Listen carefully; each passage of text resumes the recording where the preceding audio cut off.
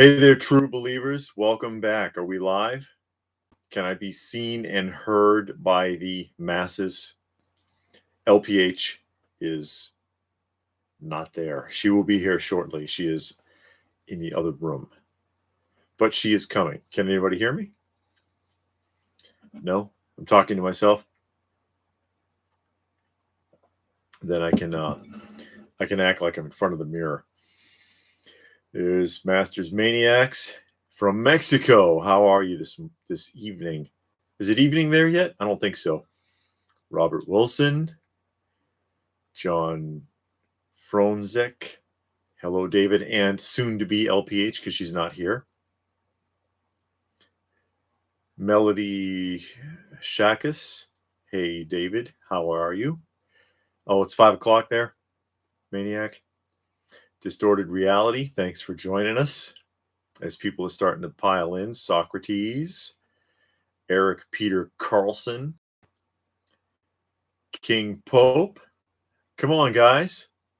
They're piling in. How are you this evening? I hope everybody's doing well. I hope everybody had a good Thanksgiving holiday.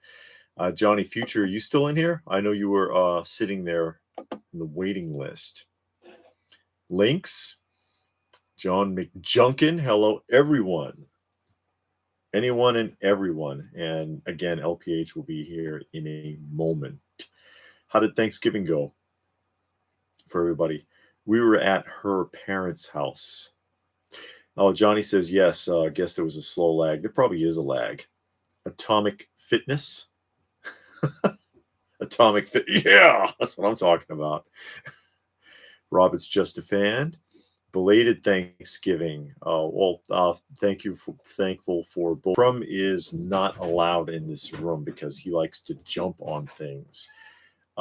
Kitty might show up because she is allowed in this room because she doesn't like to jump on anything because she's got that smashed leg.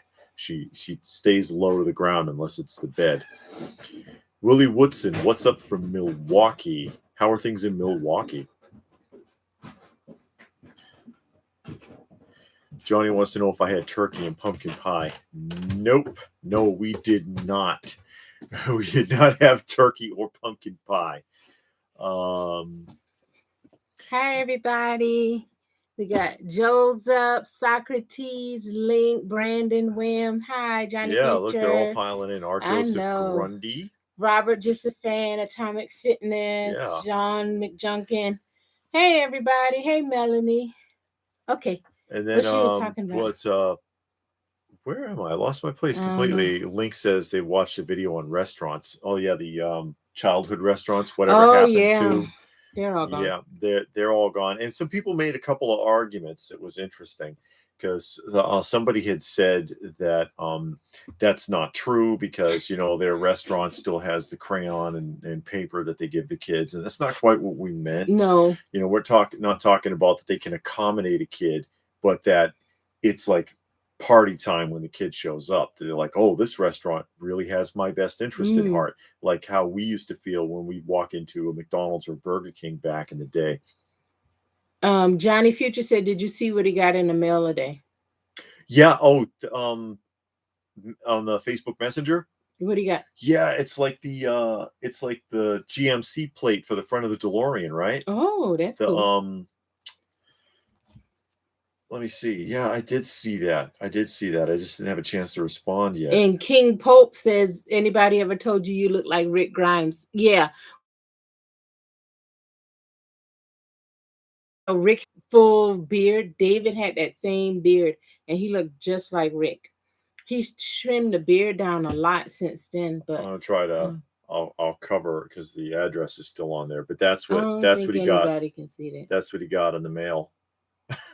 Yeah, I don't think that's neat though, because he's big into Back to the Future. Yeah, so that means a lot to him. Kaiser Kaiju. Hey. But yeah, that's not what we were talking about with the restaurants. And somebody had said, "Oh well, I have like 6 places I can bring the kid within 10 minutes of me." And it's like, yeah, but you're talking about a restaurant that's got a ball pit, or are you talking about a restaurant that's actually child oriented? It's not the same thing. I think the only thing left is like Chuck E. Cheese or something. Cosmic Enforcer. Let's go. Johnny Friendly said Denny's are not doing well, nor I don't like Denny's. she's not a fan. I'm of not a Denny's. fan They of it. weren't that bad the last time we were there, but that was a long time ago. It was I like don't 4 remember years it. ago. I It's think been it was a long longer time. than that. It's a long time. I remember Friendly's, and Friendly's is about the same as Denny's. Not really. It's not. It's not like Denny's. Oh, okay. I remember Friendly's more like an ice cream shop slash I thought restaurant. yeah. I think I know what I'm talking. Okay, it's another store we went to in Kansas, and they were similar. I can't remember the name. I know what you're talking about. I don't remember either. But yeah, I remember Friendly's on the East Coast. Okay, well then I never been to Friendly's. And they even sold the ice cream in the supermarkets down there. Oh, okay. But yeah, I don't know what's going on with Friendly's in the last few years. But Master Max, your package is out. Yay! Oh with my goodness. Beautiful filling material. He sent a box to. He sent us a post office was so sweet, saying on all this you're gonna send to Mexico to US. Yeah, just tell him yes. Oh no, that's terrible. You don't even look old enough to be a grandmother, but you can't tell. You never tell. Now. You can never tell. You could be 30 and be a grandmother. So you should have gone like over the hinges. Excuse me, how old do you think I am? Oh boy, that's what you should do. No, but I get the Rick Grimes. I get the Negan. Yeah, the Negan a lot. And we bought a jacket, a leather jacket. You remember? Yeah, I get Bruce Campbell on occasion. I don't know why, because he's got that big square jaw. But I get Lorenzo Lamas. And I think did I ever tell the Lorenzo Lamas story? Yes. About when I was confused for Lorenzo Lamas? If I haven't, let me know and I'll tell it again. It's a short story. There's Patrick. Hey, Patrick. I always wanted a McDonald's birthday party. Yeah, they used to do that. Yeah, I went to one McDonald's birthday party in my life. And as a kid, a girl in the neighborhood, her parents sprung for a McDonald's birthday party. It was cool. We went to McDonald's. You played on the playground. You got Happy Meals and ice cream. They gave you a Happy Meal, Happy Meal, and then like some ice cream, and I think a piece of cake or something. I did that for Toby, the burger. Oh God, if I can't even remember if it was the Burger King or the McDonald's birthday, whichever one it was, he got a big plastic key on a necklace that they gave him to make sure, so you knew he was the birthday boy. And so he had that party. He liked it. I think McDonald's gave you hats too. I think they gave you hats. I mean, it was so long ago because I only went once. I only knew one person that had a party. In China, the McDonald's, they cater and they do weddings. They do weddings here at McDonald's in America. Because we saw a couple in their wedding outfit at McDonald's. At McDonald's. Done up proper in like a flowing gown and tux and everything. Yeah, and everybody was there, and they were all eating like a meal, a McDonald's meal. I will tell you that that bride did not look thrilled. Okay, she had this stern look. But like, you know what? The honeymoon is not on tonight. That guy, that was probably the only thing he got in that whole wedding. I bet you. Oh man. That's the only thing. And she finally caved in and compromised and at least gave him that. And I bet you they had a reception. And he was like, okay, but I'm going to I'm going to McDonald's, damn it. Master Maniac says he went out crying in silence. Oh, come on, man. Yeah. What's that? Oh, John says he got the new Mego Mr. Hyde. Okay. Melody she wants to hear the story. I love Falcon Crest. It's not when he was on Falcon Crest, it was when he was on Renegade. Oh, when he had the long flowing hair. When he used to wear a leather vest and nothing else. And I was working at Bradley's. Who here remembers Bradley's? Nobody. They were like Kmart on the East Coast. They had like 138, 140 stores. And I was working in Bradley's, and this was in like 92 or something. It was a long time ago.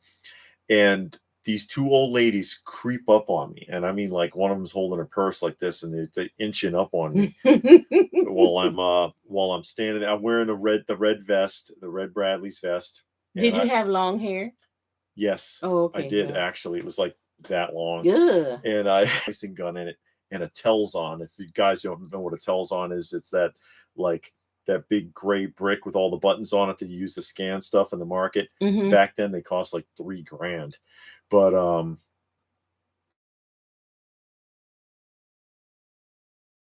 excuse me. And I figure, oh, you know, I'm a Bradley's employee. She's asking me where shampoo is or something, right? No, that's not what she's doing. She goes, Are you Lorenzo Lamas? and the two of them are standing there like bug-eyed looking at me. And I go like this. I go, shh, we're filming. And then, oh, like that. And then they shuffled away. And then the other guy that I was standing there with, he's like, oh my God, I don't believe you just did that. It was hilarious. I don't know if I actually look like Lorenzo Lamas, but you know.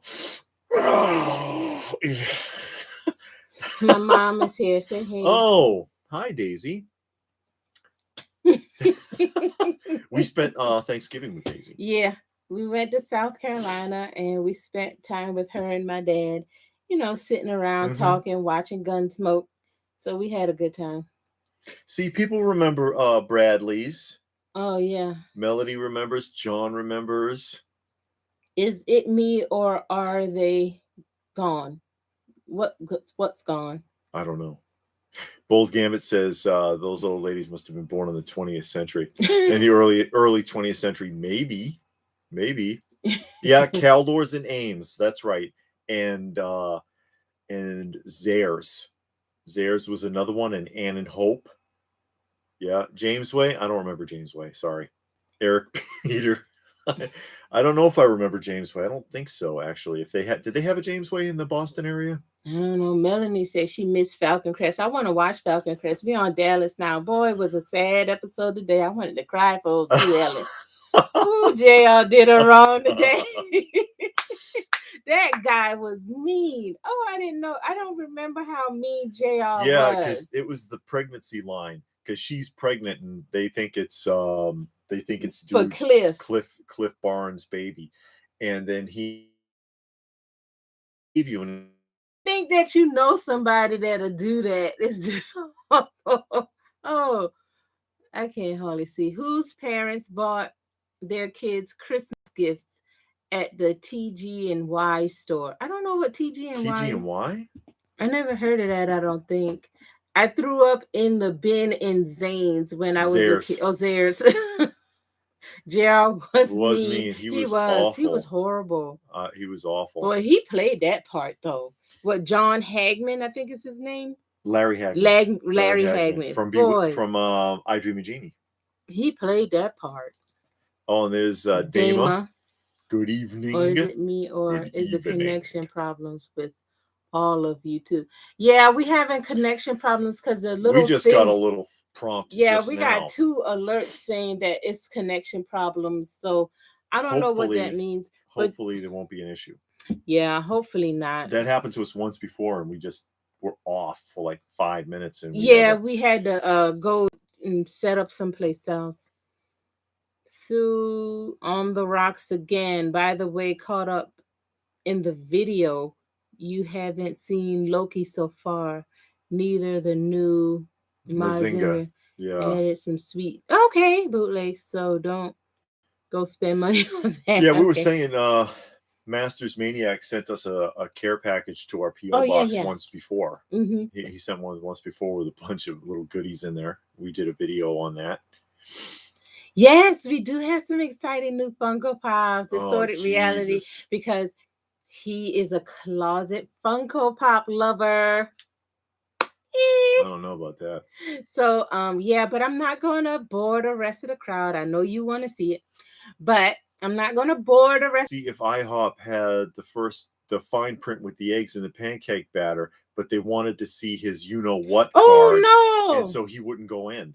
And you shouldn't have to. I can't believe that. I don't like being all political here, But, you know, we work in the medical field, and them asking you that is a violation of your HIPAA rights. Yeah.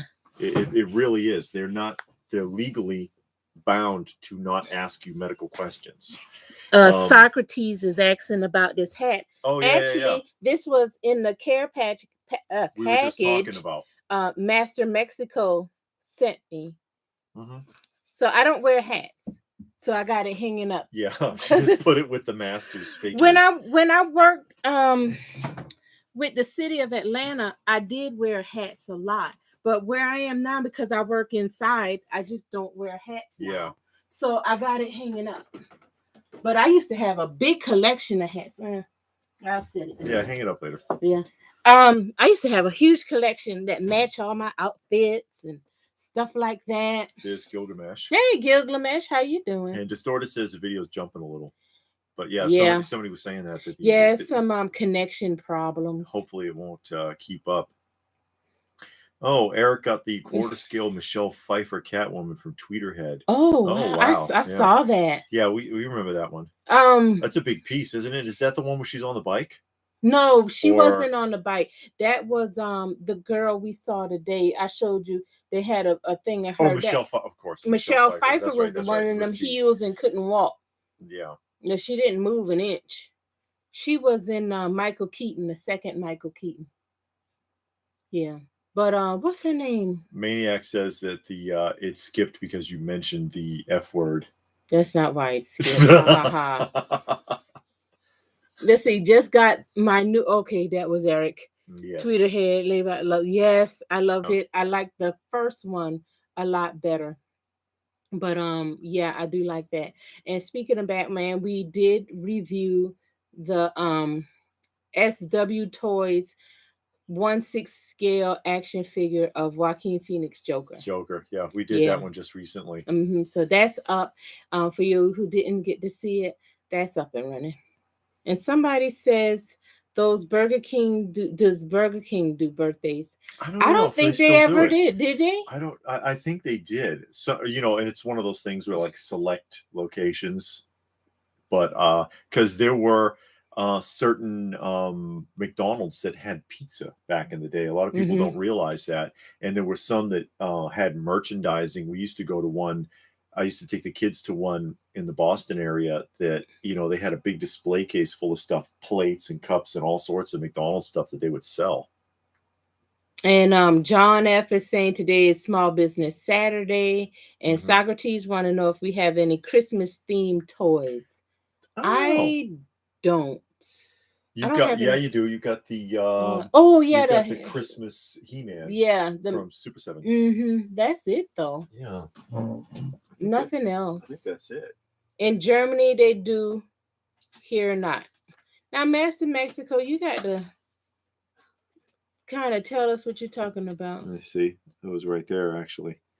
The Christmas themed He-Man.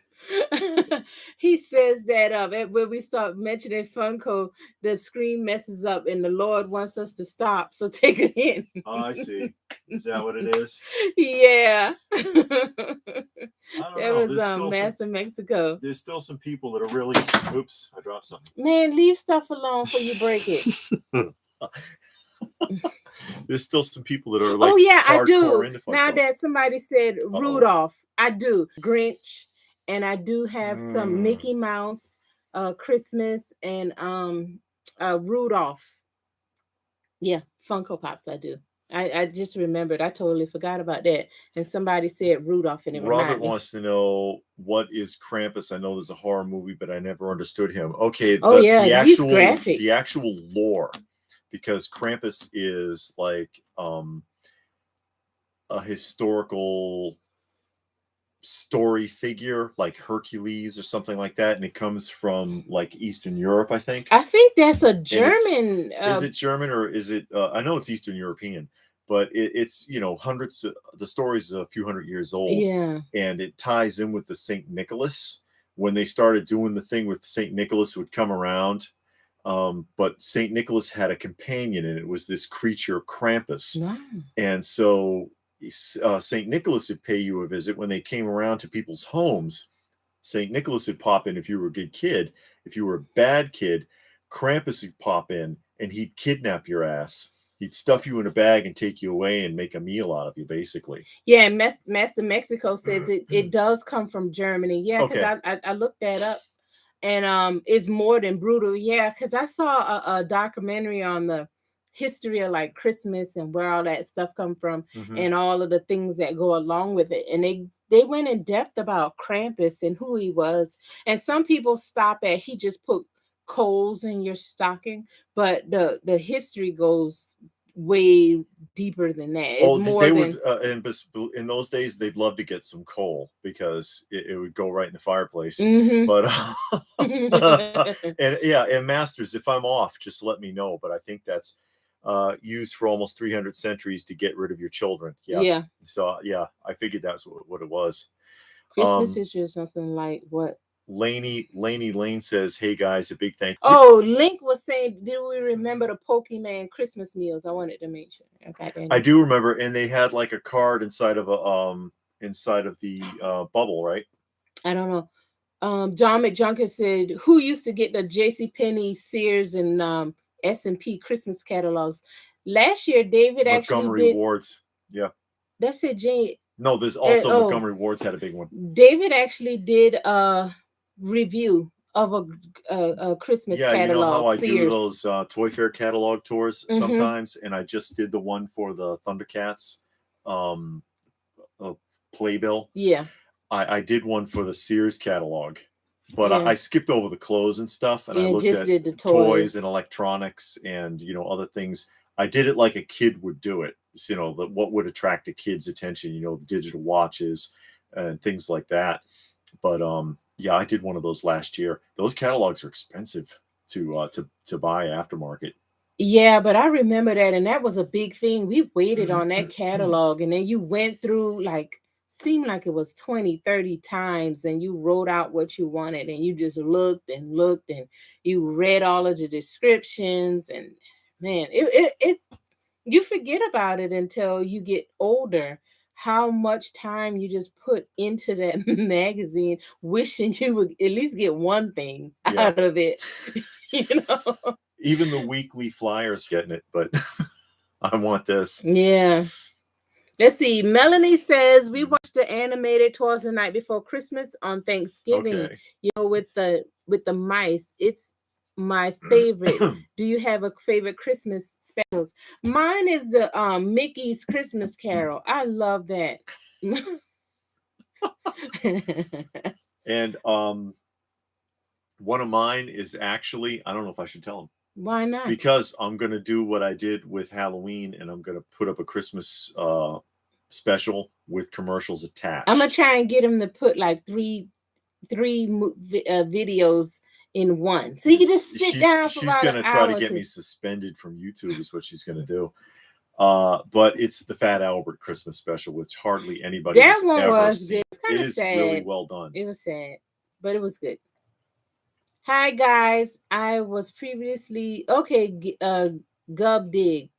I was just looking at some old store catalogs. Okay, yeah, we like and that's fun. You know what came in the mail? Very nostalgic. What's that? In the mail this year, Amazon, Target, and it was one other. I think Walmart put out Christmas catalogs. You remember we for the first time in years. The Target one kind of blew. Was it Target? Or no, the Amazon one. The Amazon one was garbage. It was all baby toys. The Target and the Walmart one was actually kind of nice. You know, it brought back some nostalgia, not the same, but it brought back some. And you're like, wow, this is nice. There's JG. Thanks for joining us this evening.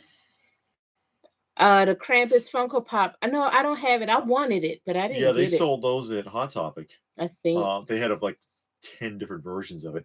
Johnny says his the George C. Scott Christmas Carol. That one was a good one. That's a good one. Yeah, it's one of my favorites. That one and the Winkle, an American Christmas Carol with Henry Winkler. Yeah, that one was surprisingly well done.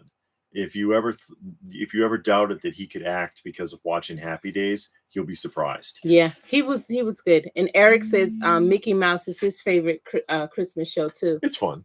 That's my favorite. LPH Flintstone. I didn't see Flintstone Christmas. I kind of remember that. I remember that. I haven't seen it in like forever though, because there's a lot of classics that are just lost. That's why I put up the Fat Albert Halloween one. Nobody's seen that since like 1984 or 1985.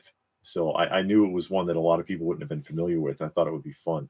Grundy says that they used to look at the Christmas catalogs every day and held on to it for years. Gilgamesh loved the Fat Albert Halloween special you posted. I never seen it before. I like to see the Christmas ones. Yeah, I'm going to be doing that here shortly. It's just a lot of editing. It's a lot of work to especially put those with together. The commercials. You got to find them and put it in there. But it's nice when you sit and you just watch it. You know, you can watch like 2 or 3. And with the commercials, and what we've been doing recently is watching some vintage game shows. You learn some things, and some of the game shows got the original commercials in it, and that's fun. What's interesting about it is to compare it.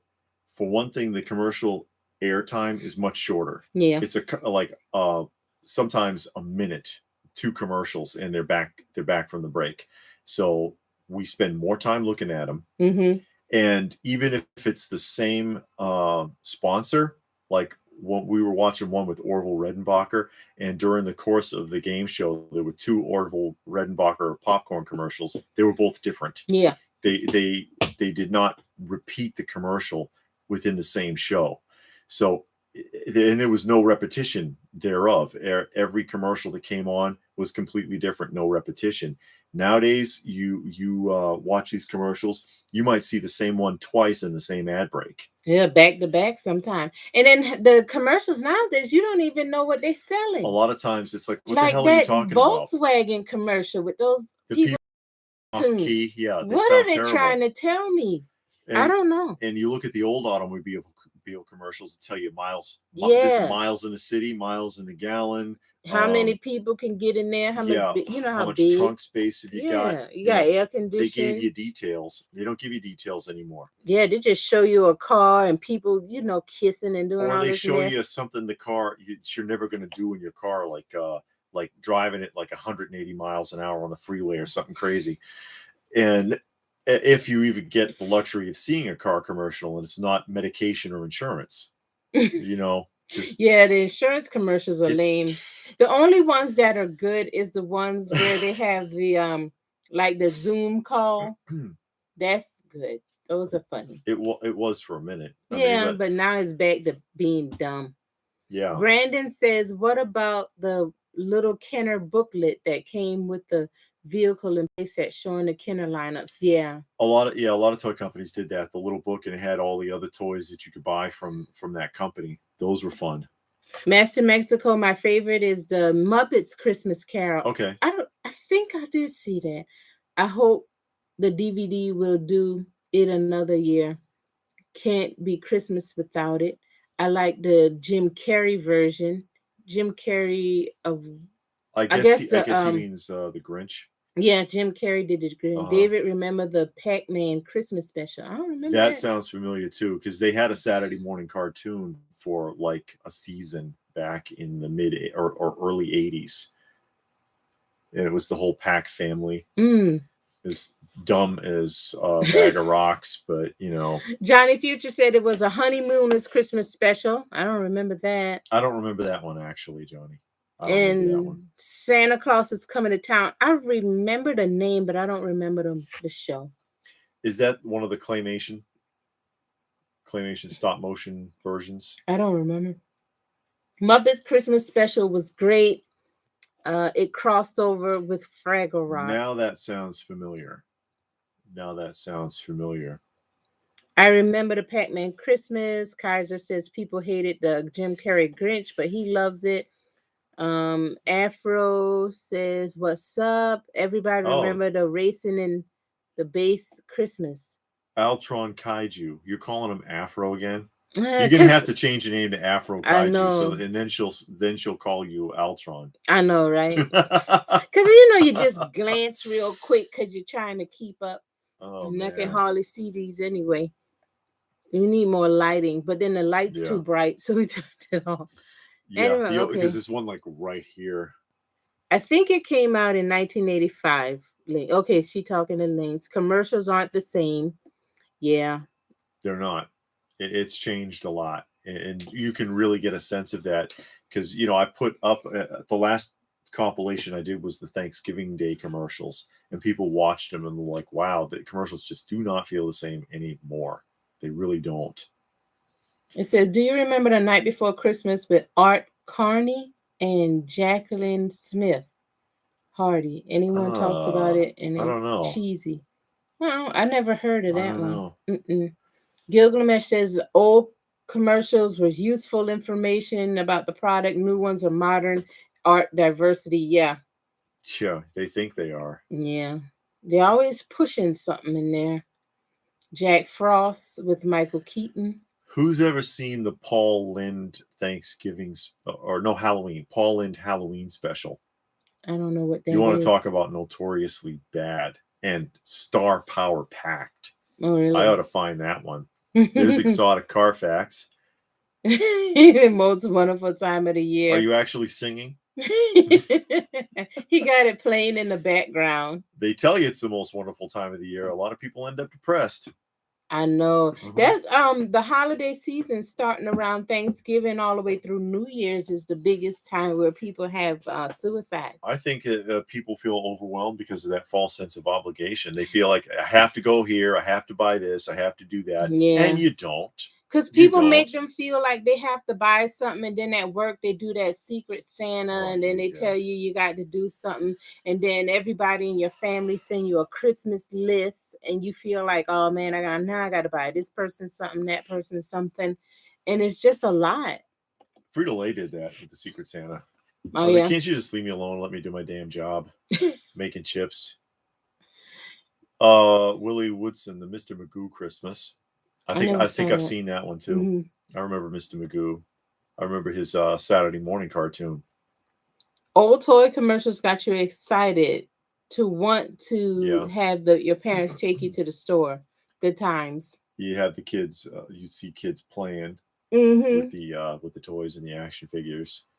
Even though and you could tell if it was legitimate or if it was scripted. You could tell, but sometimes it was scripted, but it was still kind of exciting. What?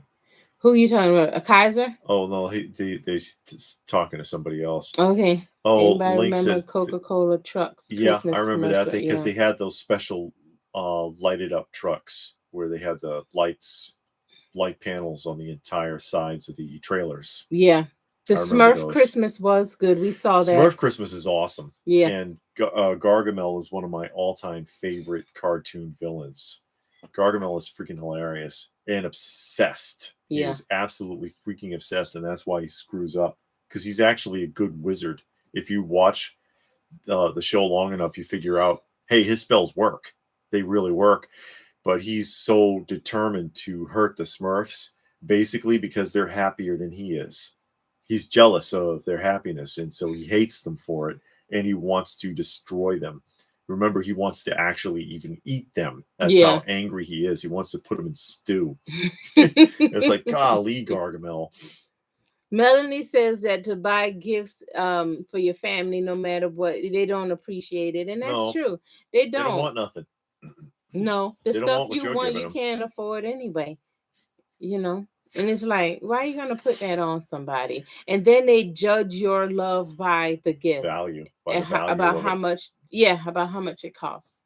Not if it's something you need or, just, you don't love me. This only costs $5. $5 may have been all they had, but they bought you a gift out of obligation. Yeah. I'd rather get nothing, I don't need a present. And then that's a good way to find out if people actually know you or not, too. Yeah. Because they'll buy you a gift that you don't, that doesn't fit your personality type at all. That used to happen to me all the time. Socrates wants to know who remembers the Star Wars Christmas special. Yeah, I put the anniversary of it was just recently, and I put a blurb about that on my Facebook page because they I forget what year it was. It was 1978 that came out, wasn't it? 1978, only aired one time ever, and any copy of it that's out there is a bootleg, I believe, because Spielberg sure did bury that. But that was when you were a kid, though, it was spectacular because it was all of the original Star Wars characters. The actors came out for it. Their makeup was terrible. Remember how thick the makeup was on them? Like it was a stage production. They looked awful. And B. Arthur was in it. B. Arthur was in it. Jefferson Airplane was in it. Who remembers that? The Jefferson Airplane had a cameo in that series. Yeah, 1978, Socrates says. No, John, price should not matter, but it does. It matters more now than it ever did. And it's been a long time because that's really kind of the point of the Charlie Brown Christmas special that came out way back when they're talking about too commercialized, too much emphasis on buying presents and all that. So it's been a long time coming, but it's only getting worse. But people equate value even on something they don't want. If it costs a lot, that must mean something. And I hate that. I really do. Yeah, JG, Smurf Blue Stew. He wanted to eat them up. He had a cookbook and everything prepared. And he was obsessed with getting the Smurfs just because he's miserable with the idea that they're so happy filling up the forest with their nasty happiness, and I can't stand them. Can't stand the Smurfs. Johnny says, one time I gave a friend a Christmas card. He said, this is the same card you got last year. I had leftovers. Yeah, I never got him anything after that. I'm surprised you gave him the card. Not good enough for him. That's right. It's not good enough for him. Hey, maybe you should be flattered he even remembered what card you gave him last year. You should ask him, oh, show me. Where is the card? Where is that card? I'd like to see it. I didn't realize. I bet you ain't got it. I bet you January 1st it went right in the trash. Let's see. Where people are you? Don't save them. That was the thing that old people did. They used to have boxes full of cards that they got from boxes full of cards from people. People don't do that anymore. I do. I still do it. I keep the cards. It's because you're crazy. I know. That's all right. I love you anyway. They went to Jared. I love him so much more. I spent 8 months' salary. 8 months' salary on a cluster diamond that's worth about $114. Anyway, Mexico loves Christmas. Oh, good. Prices should not matter with Christmas, but it does. Yeah. One time I gave a friend a Christmas card. Oh, you read that? Oh, geez, cheesy. Jefferson Starship or Airplane. It might have been Jefferson Starship. Yeah, I think you're right. Out of Sight says hi. Hello, Out of Sight. It was called Star Wars Holiday Special. Yeah, Star Wars Holiday Special. They didn't call it Christmas specifically. That came out the same year as the Kiss Meets the Phantom of the Park. That was the same year that came out because that was released in 1978. They're only a few months apart. Yeah. Kiss Meets the Phantom of the Park, another notoriously badly done television special. Oh, really? Very bad because the band was out of their minds. They were they showed up stone dead drunk every day, late on set. Oh, wow. And never ever memorized their lines. They had stagehands have to read their line and they would repeat it.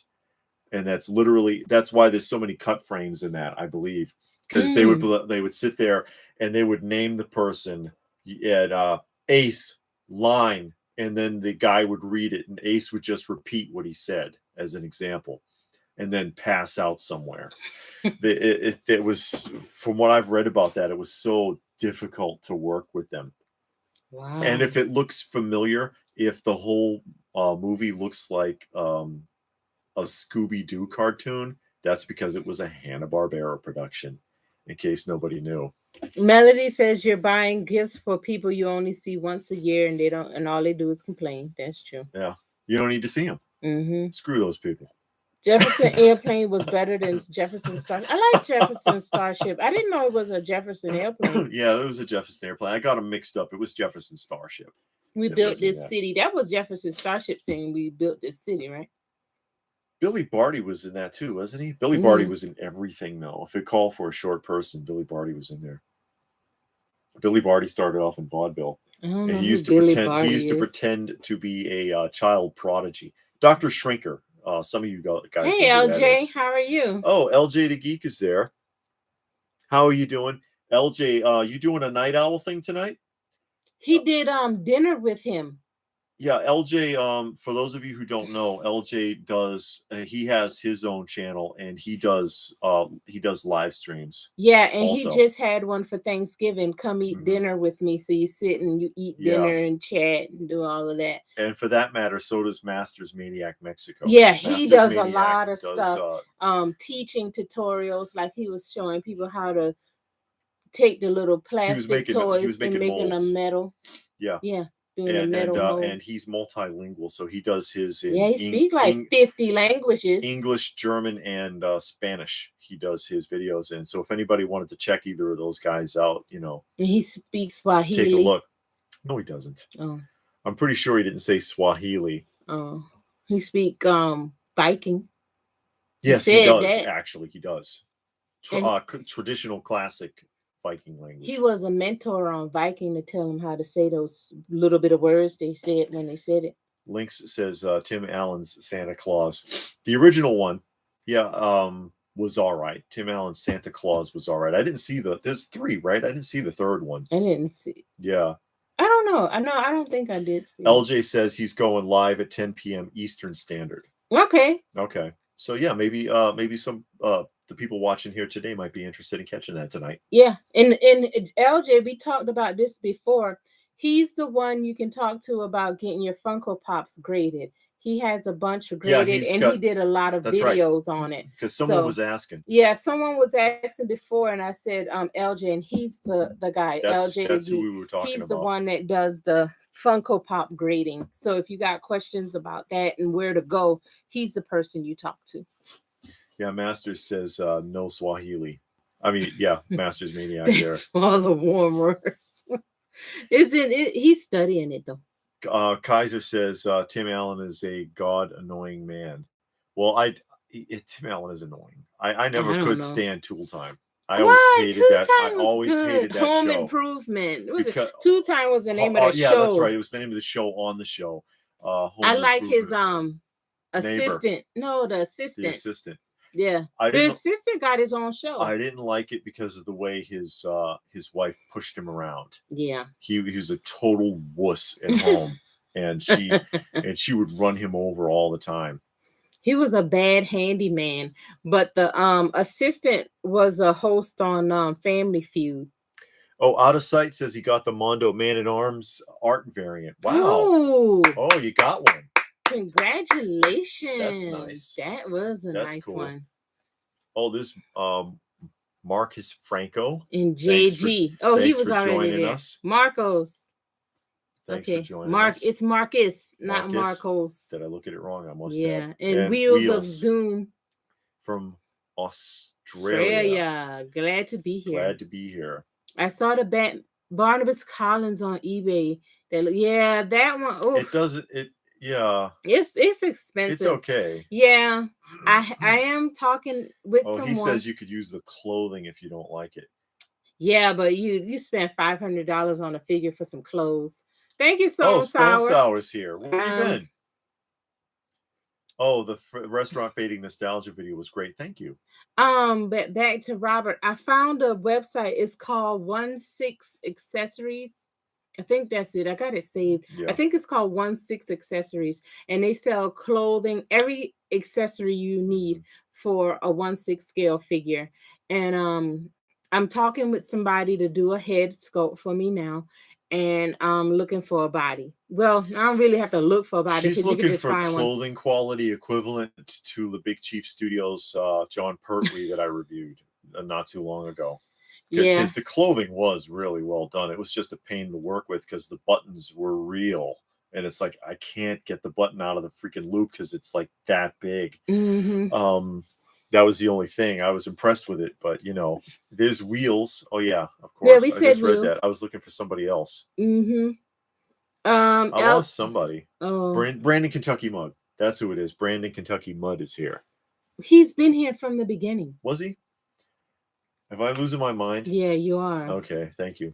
Anyway, LJ said he does his night owls twice a week, and he starts at 10. Oh, okay. Yeah. This week I did 4 lives, but mostly just 2. Wow, you're busy this week.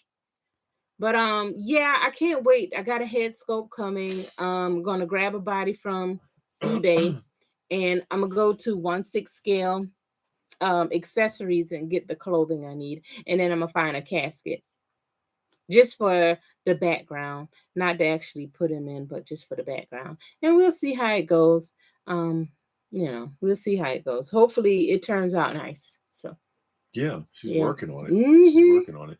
LJ says he's up to 1,000 subs. Yay! Congratulations. It's not easy. No, it's a lot of hard work. It's not easy unless you buy them. I suspect a lot of channels are doing that, honestly. Yeah. Because they do sell them. I don't know if you realize, I get emails all the time offering to sell me subscribers, likes, views, and even comments. Yeah. They will sell you those for YouTube and for Instagram and for Twitter. Wow. And I'm like, wow, exactly. But you don't get paid on that, though. No, YouTube, YouTube knows, and they will not acknowledge if you have AdSense, because you know AdSense will throw you some change here and there, but you're not going to get that.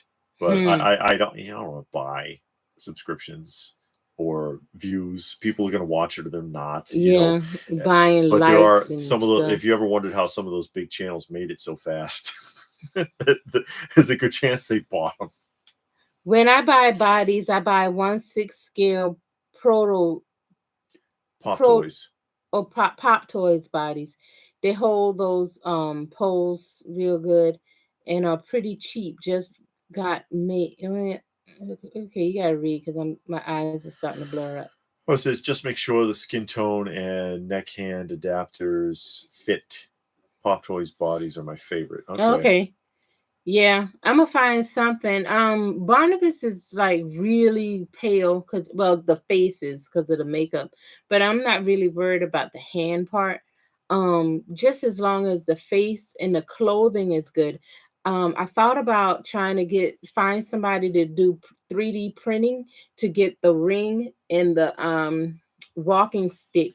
Because that's a big deal. Because he always makes sure you can see it. Because he stands like this, and he's got that gigantic oval ring.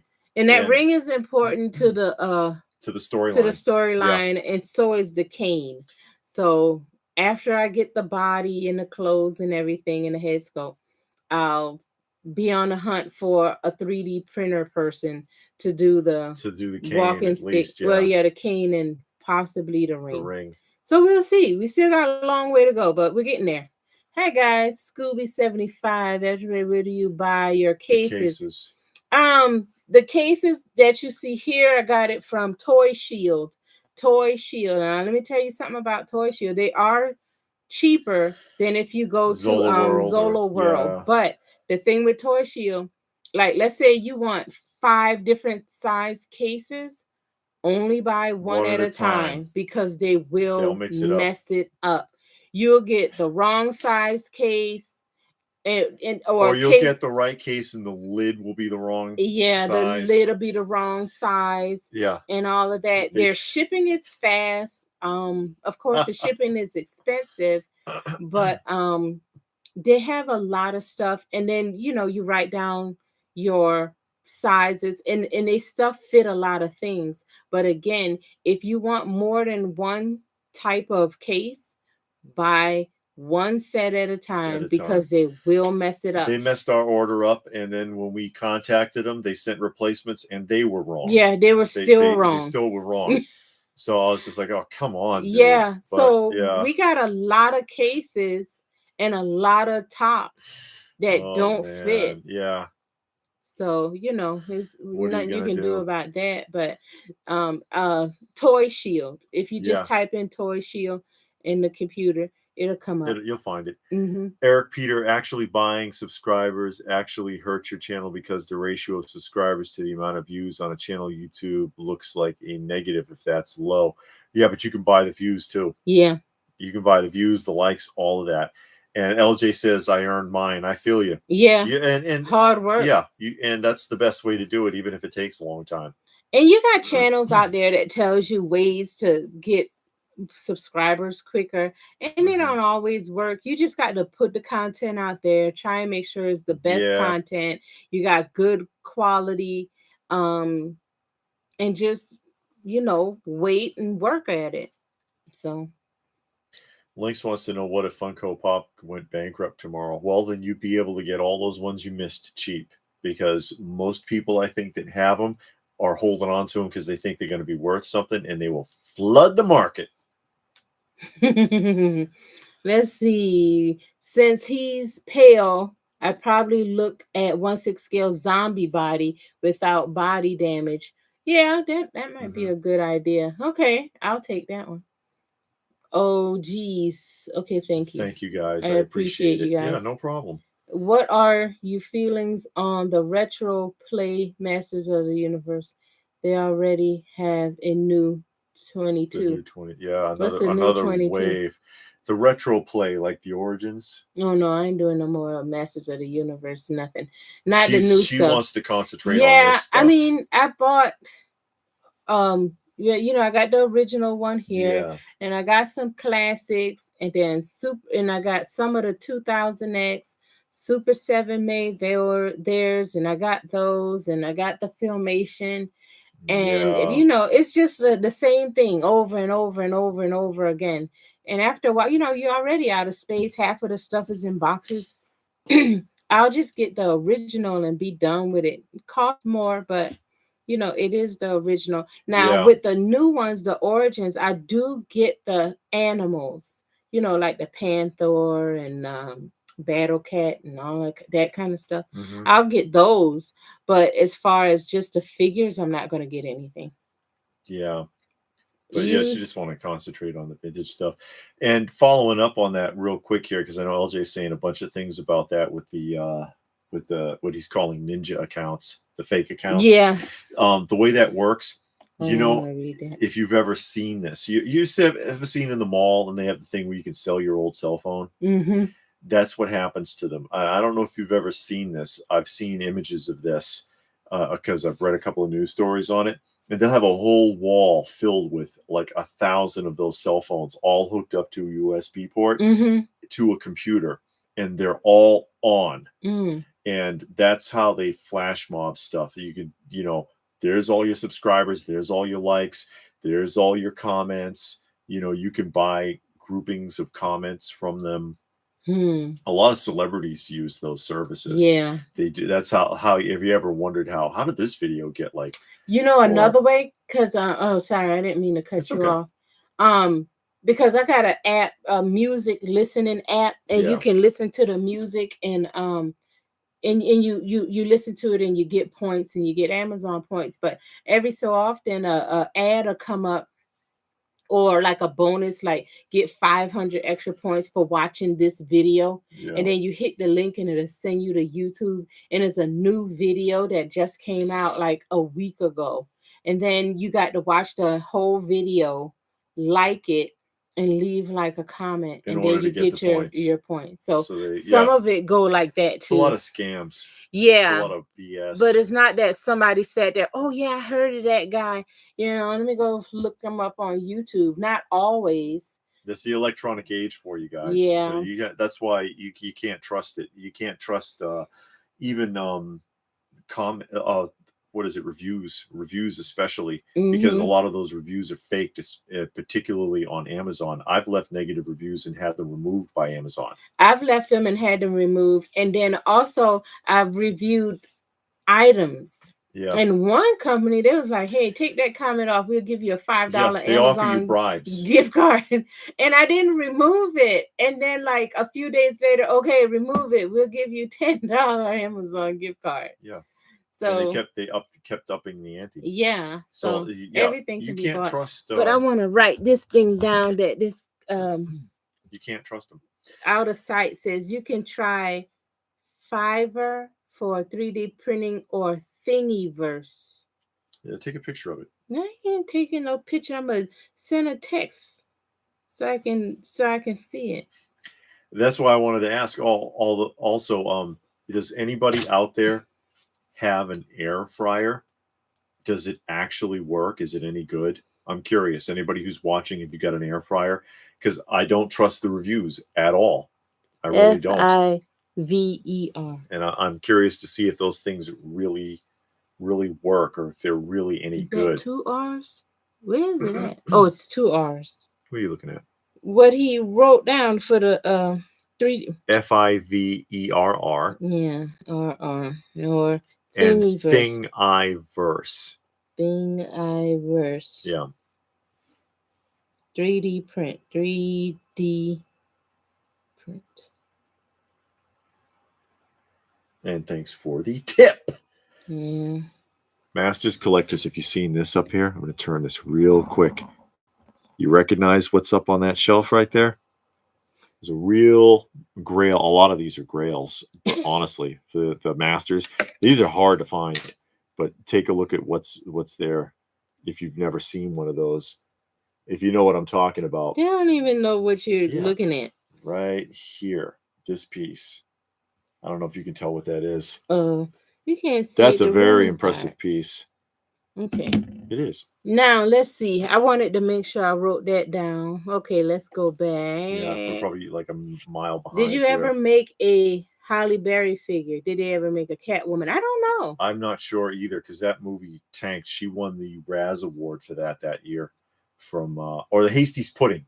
She got the Hasty's Pudding too. Oh, wow. For that. And you know, Hasty's Pudding goes to like the worst film of the year.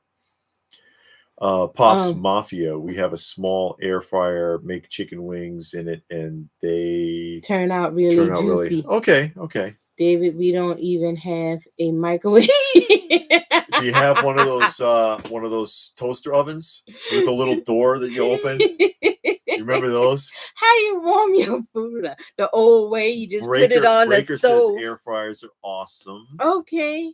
Cosmic Enforcer knows what it is. He said that 2-pack is pretty expensive. Yeah, it's a nice one. Do you have a Castle Grayskull? No, I don't have a Castle Grayskull. I'm not really in the play. Okay, I'm not going to say that. I take it back. I was going to say I'm not in the play sets, but I do have some play sets because when I go to the toy show, I'll see them and they're like really cheap. And then, you go and you talk to the people. This is the one. And they always, you can get a deal. But I don't go on eBay and look for a playset. Yeah. I only buy them if I'm at the show. So we did on her Master's Verse journey. We showed this one. This is a great find. Yeah, I bought that at a show. Yeah. No, you didn't. You got this from Macari. The Slime Pit? I got that on Macari. Yeah, somewhere I got it. The Fright Zone you got a show from. You got it from Eternica Dreams. It's, I think, right? I don't know. It's behind me here, but I can't pick it up. They did not do a lotto. What they did? Okay, you talking about Funko? They did not do a lotto. What they did is, I can't see. All right, they did not do a lotto. What they did is you had to be at the con and you would go up and put a button. And if the box turned green, you got to buy them. And if they're both, but it turned red, you were out. And it was so dumb. That sounds stupid. It sounds stupid. Robert says anyone. Oh, sorry. Go ahead. They can't do anything without making anybody upset. Yeah. George Foreman grill. Yes. I had one. Brand new in the box. Never used it. Altron Kaiju wooden stove. Yeah, we grew up on that wood burning stove, and you warm your food up on that. Wheel says he has an air fryer and it works great. Okay. What brand though? Do you have the Ninja or just some off brand? Is it like the Walmart brand? Because I'm getting me an air fryer. David, how much have you downsized your Pimp collection? Pop collection. He says Pip. Well, he meant Pop. I think he meant Pop, didn't you? I have really downsized. I don't know, because I sold a bunch, but He sold nearly all of it. I did not. I got the rest of them packed up though. He sold 90%. I don't know how much. Mm-hmm. Oh yeah, R. Joseph Grundy, Halle Berry also got a 007 Barbie made in her likeness. I don't know. Does Barbie count for? I suppose it does for a Catwoman figure. Yeah, that's basically, you just want, if you saw Catwoman, you just wanted to see Halle Berry in a skin tight vinyl suit. Yeah. Eric says, congratulations on your Keaton Batman and Batwing. Thank you. Yeah, those were nice pickups from the last convention, which was really interesting. And anybody here that we ran into at the convention? Link says they warm their food up in an easy bake oven. Are you serious? Well, the Migos stuff. Where do you get the light bulb that goes with it? Do they even make those anymore? I don't know. David, how do you feel about the Migos stuff? You have any? I saw Scotty. The looks good compared to the old one. I don't have the new Migo. You're gonna have to talk to Johnny Shendrick, MIB Master Collection, Master Museum. I don't think he's here tonight, but I started with it and I just got away from it because I thought they were producing way too much stuff. You got the big 14-inch ones when they very first came out. I do still have a few the 14-inch ones. I have like 5 of them, but they're not on display anywhere. But I got away from it because I knew it was going to be too many, and it was. And plus they had all the exclusives, and they had that big fiasco with Tops. And I'm kind of glad I didn't get mixed up in it, to be honest. I don't think there's anything there that I won't be able to find later if I want to. Let's just put it that way. Distorted Reality asks if I ever had an easy bake oven and did it really work. No, my cousin had an easy bake oven, and I remember cooking something in it twice. And it tasted awful. Yeah, it actually did. It was a brownie because you know they come with the mix. Yeah, thing. You've got to use their mix. Yeah, and it was like a cake, a small cake, and a brownie, and it didn't taste good, and she never used it again. So, Robert, I like the new Migos. Okay, you two making me hungry. Darren says their air fryer is called the Go Wise USA. Okay. Brand. Okay. Okay, that's good to know, because like I said, I don't trust reviews anymore because you can fake them now. Yeah, the Con exclusives on the Funko shop is open to all the public, and there is a rainbow Jimi Hendrix. I saw that that you can get on the shop. You need that. I'm not a big fan of Jimi Hendrix. He's okay. In real life, he was a prick too. He did the Star Spangled Banner. I think he did a good job on that. Yeah, he did. Yeah, I like his rendition of that. Socrates says if you have a fireplace, you can cook a steak cowboy style, I suppose. I don't know if I want to do all that. That grease start falling and popping all over the place. Yeah. Robert talking about his QMX Kirk pants fading. He's still upset. I don't blame you. Oh yeah, he talked about that the last time. Because those aren't, they're not cheap. Really? Those figures aren't, QMX. I've got those, the 12 scale. Yeah. I mean, 12 scale, 6 scale. They're really great detail physically. Johnny, yeah, I'd be upset too. Johnny Future want to know the type of insurance we got on that thing. We have homeowners insurance with an extra, but our homeowners insurance, if you have collectibles, they have a third party that they refer you to collect. I mean, to insure your collection, and the third party is way more detailed. You have to have like a database with a value assessment. Yeah, with all of your collection, the costs compared to like eBay, because they will go check. And if you have anything that's over $2,000, you have to take pictures of it and submit it with Johnny Fronzek's got to go. Okay, thank you for stopping by. Yeah, thanks for stopping by. Stone Sour. What's your best dish you can cook? Mashed potatoes. Yeah, David liked my. She makes some fantastic mashed potatoes. He likes my mashed shocked. Tomatoes. Yeah. You would be floored if you tasted those. It's incredible. I try a lot of new stuff. I'll find a recipe on like Amazon on the Alexa, show you some stuff, or I'll look through, like on the internet or something, and I'll try it out, and then I'll do it the first time, and then the second time I'll kind of put my own little spin on it, and then of course I always have to make two dishes, one with meat, one without. But we always make it work. So, but the mashed potatoes David like, and he always asks for that. I always so want the we'll mashed make potatoes. that and put something with it, some type of something with it. Marcus says he has most of the new Mego monsters. They're cool. And they do look good. Yeah, they do look good.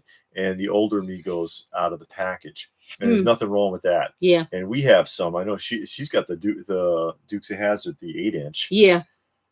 LJ said his collection is insured for $40,000. My dog is staring me down. Time to get back. Okay. Take her out. We'll probably still be here. Okay.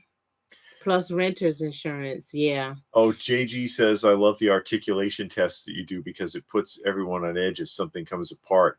And I've had that happen. Tension builds. What are you talking about? Articulation, like talking? No, the articulation of the action figures. When I pick it up, I start bending the joints up, because I've had stuff fall off.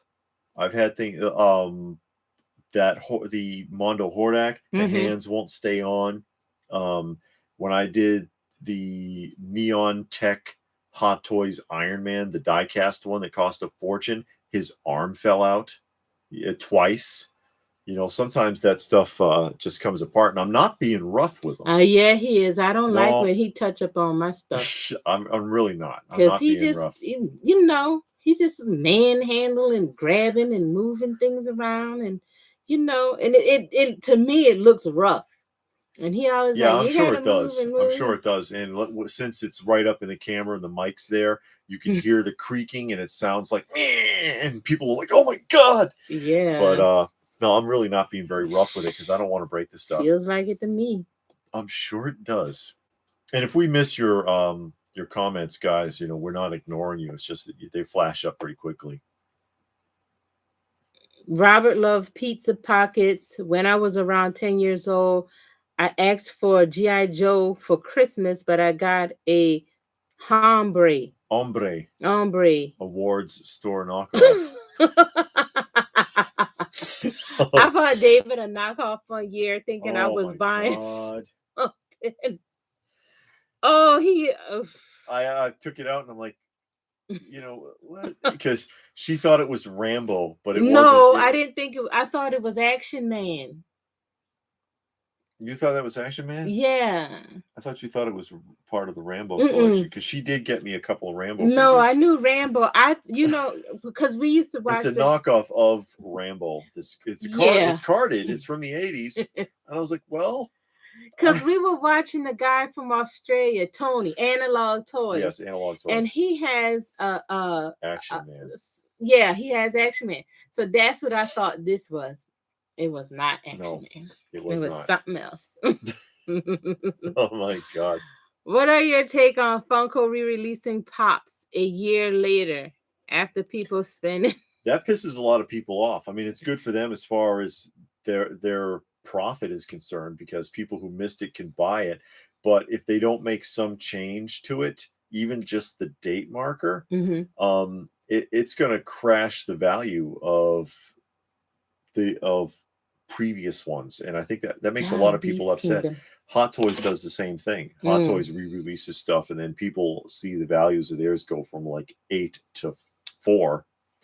I wish they would re-release some stuff. And they're going to William Randall told us about the Batman and Joker. And he said he just found out that it's from Beast Kingdom, not he told me the name, and I had looked it up. It's going to be 8 inches then, isn't it? If it's from Beast Kingdom, it's going to be like, so it's not going to be. So it's not going to be a 1/6 scale. I don't think Beast Kingdom does 6 scale, do they? I'm looking it up. They do the 8-inch master line or something like that. Beast Kingdom.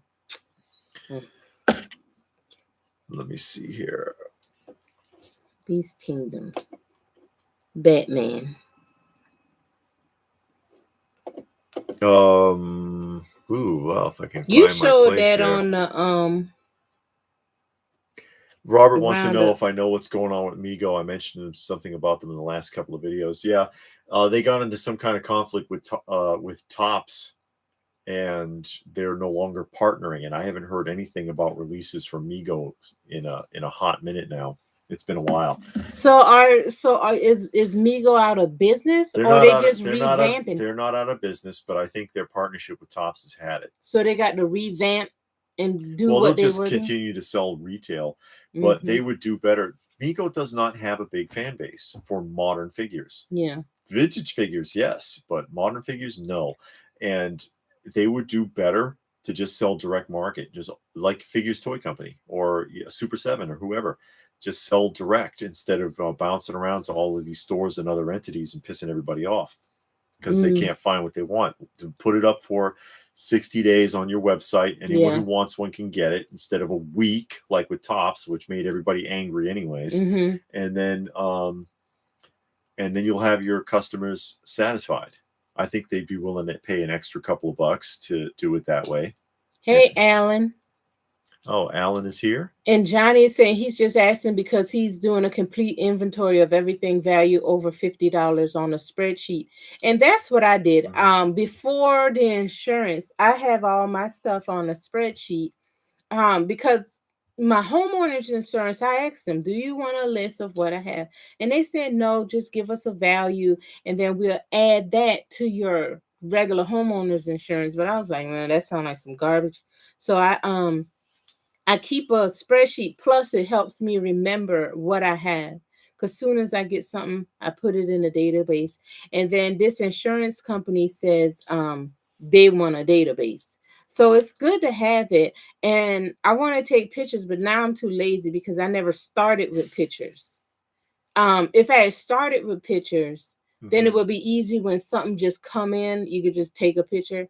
But because I didn't start with pictures to go around and take pictures, I'm just like, whatever. So I just videotape it and keep the video as another proof of my purchases. So And Wheels wants to know what's with all the QC issues with action figures these days. I believe it's due to the rapid mass production of everything. It's because they don't care. What's QC? Quality control. Oh, quality control. They don't care.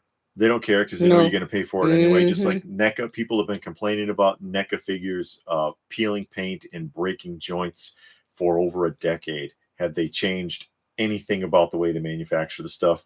No, they have not. People have been complaining to Mezco for a decade almost about how the pegs don't fit the figures and they're always falling off of the stands. Does Mezco change it? No, they don't, because they don't care. They know people are going to buy it anyway, and they're like, "Screw you." It's more of a conflict of interest with their consumer base, whereby they just really don't care what you think.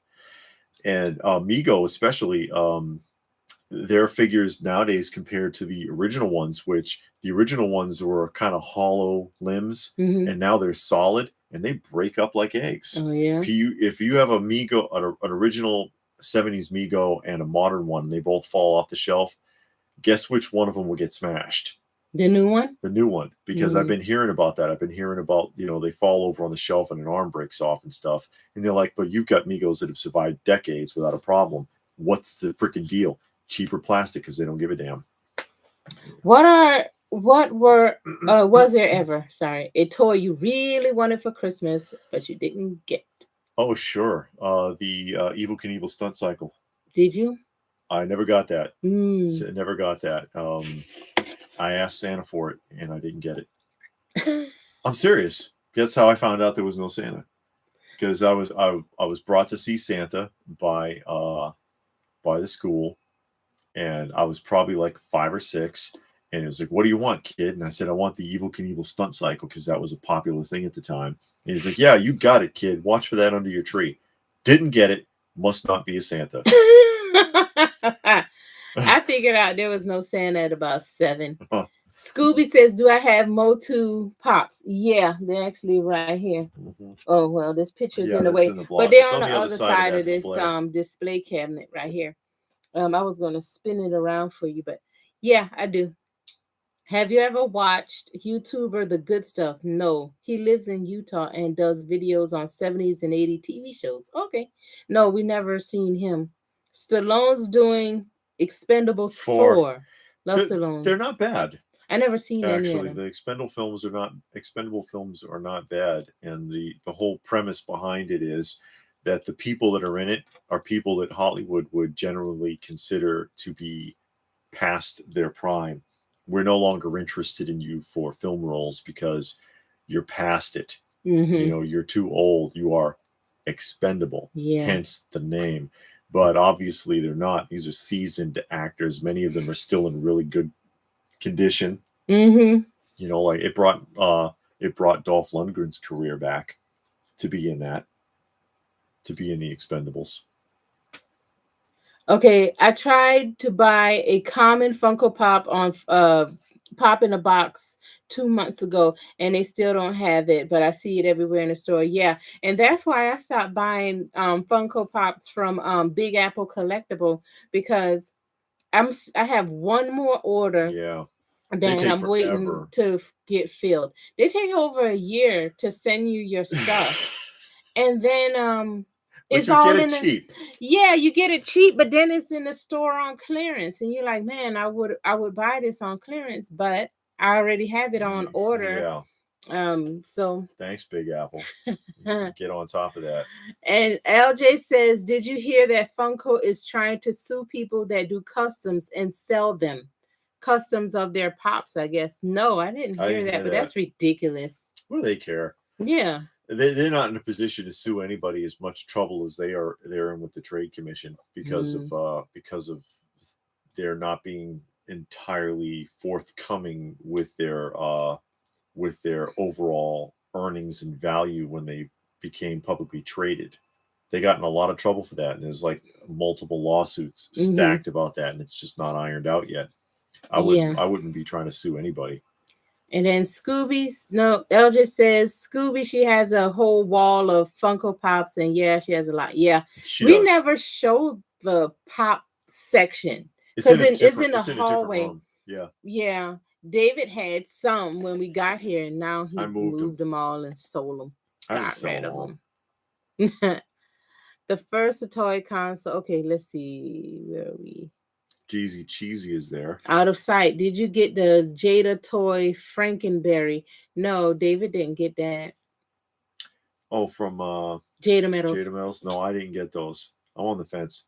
I got a lot of stuff lined up on that fence.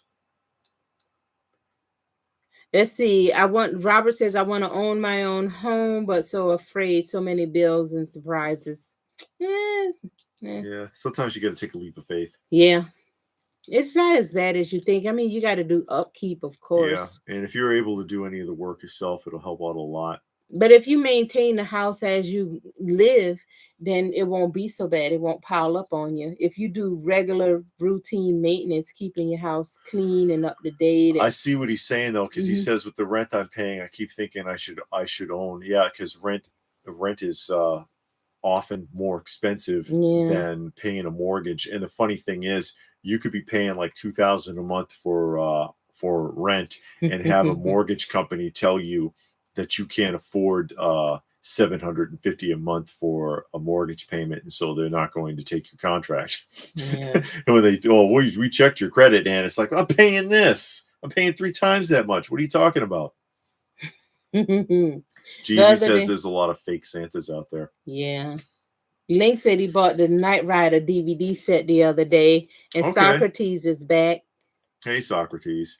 And Melody feels bad that I didn't get my stunt cycle. I didn't get that Evel Knievel Eagle One place. He ain't got nothing. The Eagle One playset from, and I've told that story before. We did Secret Santa on the bus. I think I was in 1st grade, and Brian told me that he was going to give me his Evel Knievel. I keep saying Evel Knievel. His Space 1999 Eagle One Mattel playset that he had that he didn't want because he was in the 5th grade. He didn't care about it. Oh yeah, I'll just give you that. Never got it. Brian ripped me off. Never gave me my Eagle playset, and I still want it. You can It's get hard to better. find. It's hard to find. Johnny Future said he ordered something from Big Apple Collectible in March and he still don't have it. Yeah, you get it March next year. Yeah. If you send them a message and just tell them you want the stuff that they have in stock, then all of a sudden they'll have the stuff that they don't have in stock. When Darren says when he was a kid, his brother was a bully and he took his Evil Knievel and jumped it off of their flat garage roof. He just wanted him to do it like real Evil Knievel, because about 60% of the time he got busted up. He had a lot of bad accidents.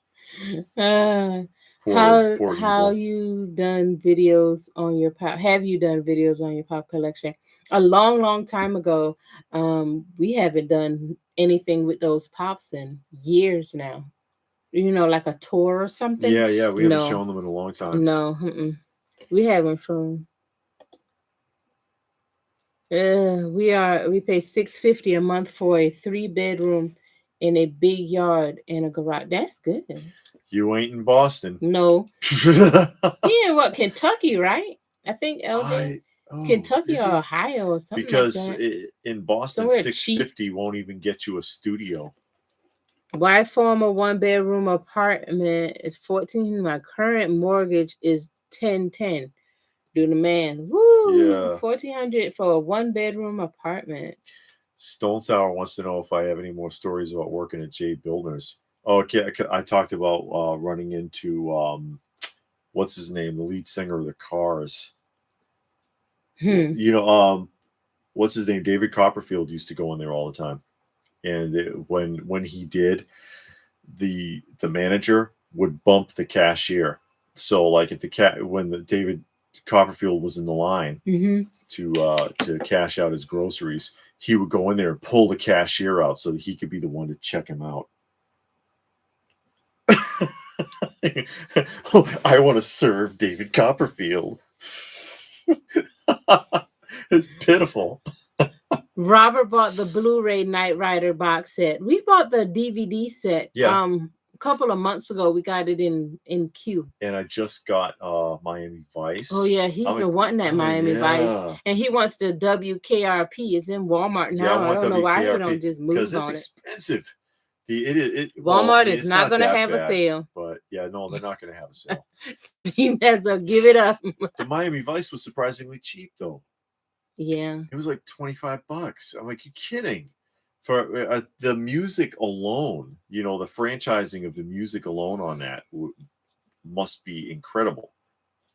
Unless they did something to it, which I hope not, because then it's worthless. They blanked it all out. Oh my God. Because it's definitive. They had some of the best hits of the 80s on that show. And at WKRP, it's been forever getting that on DVD proper. They released a season of it, and then they stopped. And the season, they dubbed out all the original music, because they did play real music, Johnny, on the turntables for music from the time. But that's another really well done sitcom that I'd like to have. I'd like to add to the collection.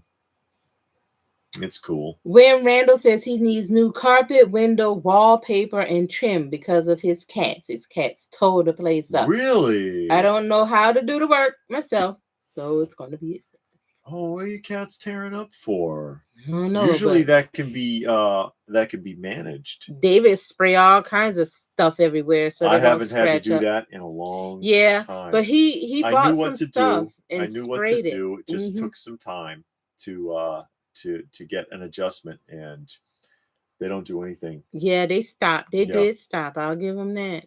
We live in an old farmhouse. Ooh, I bet you that's pretty. Pay $750.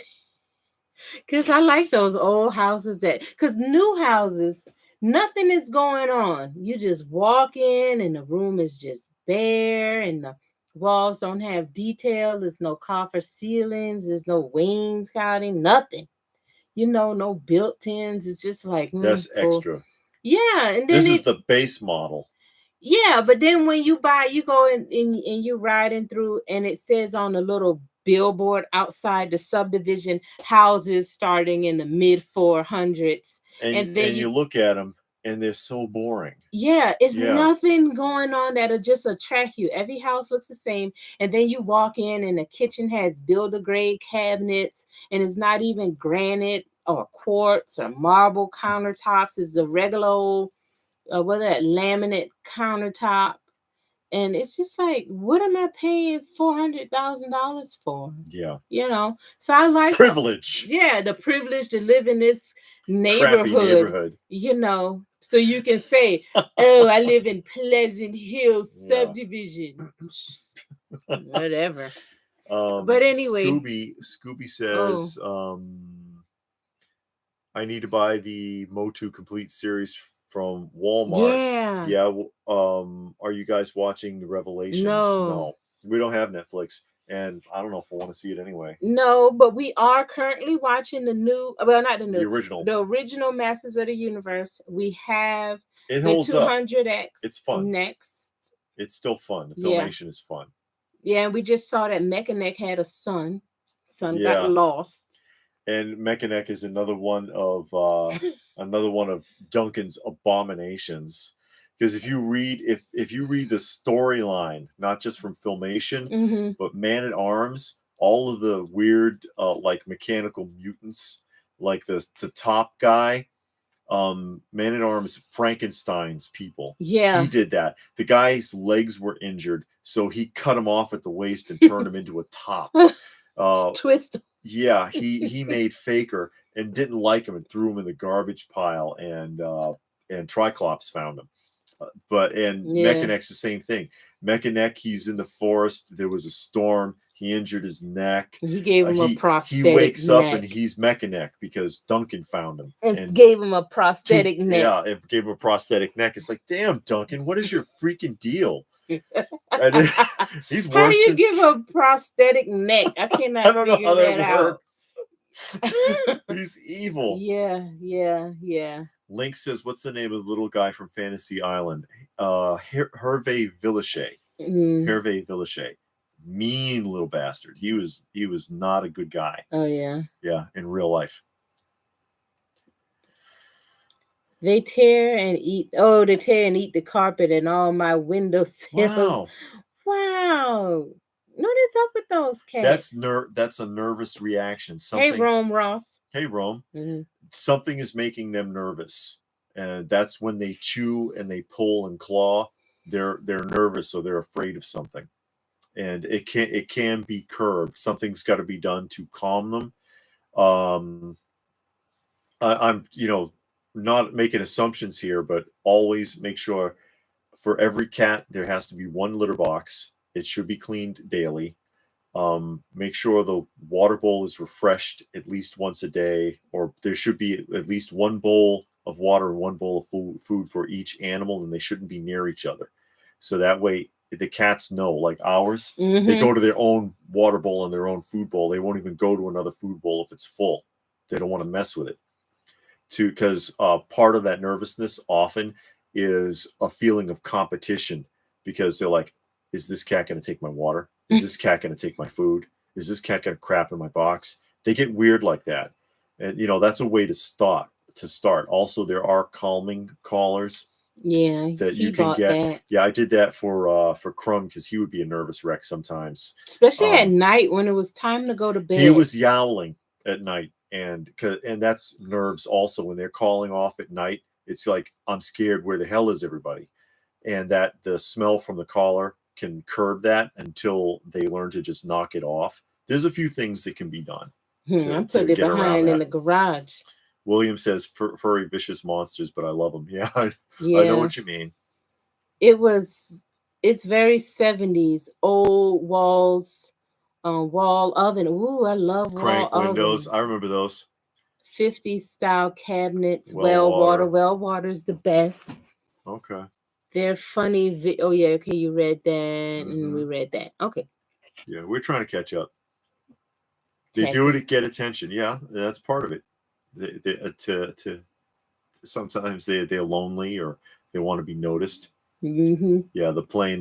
That's him, Hervé Villachet.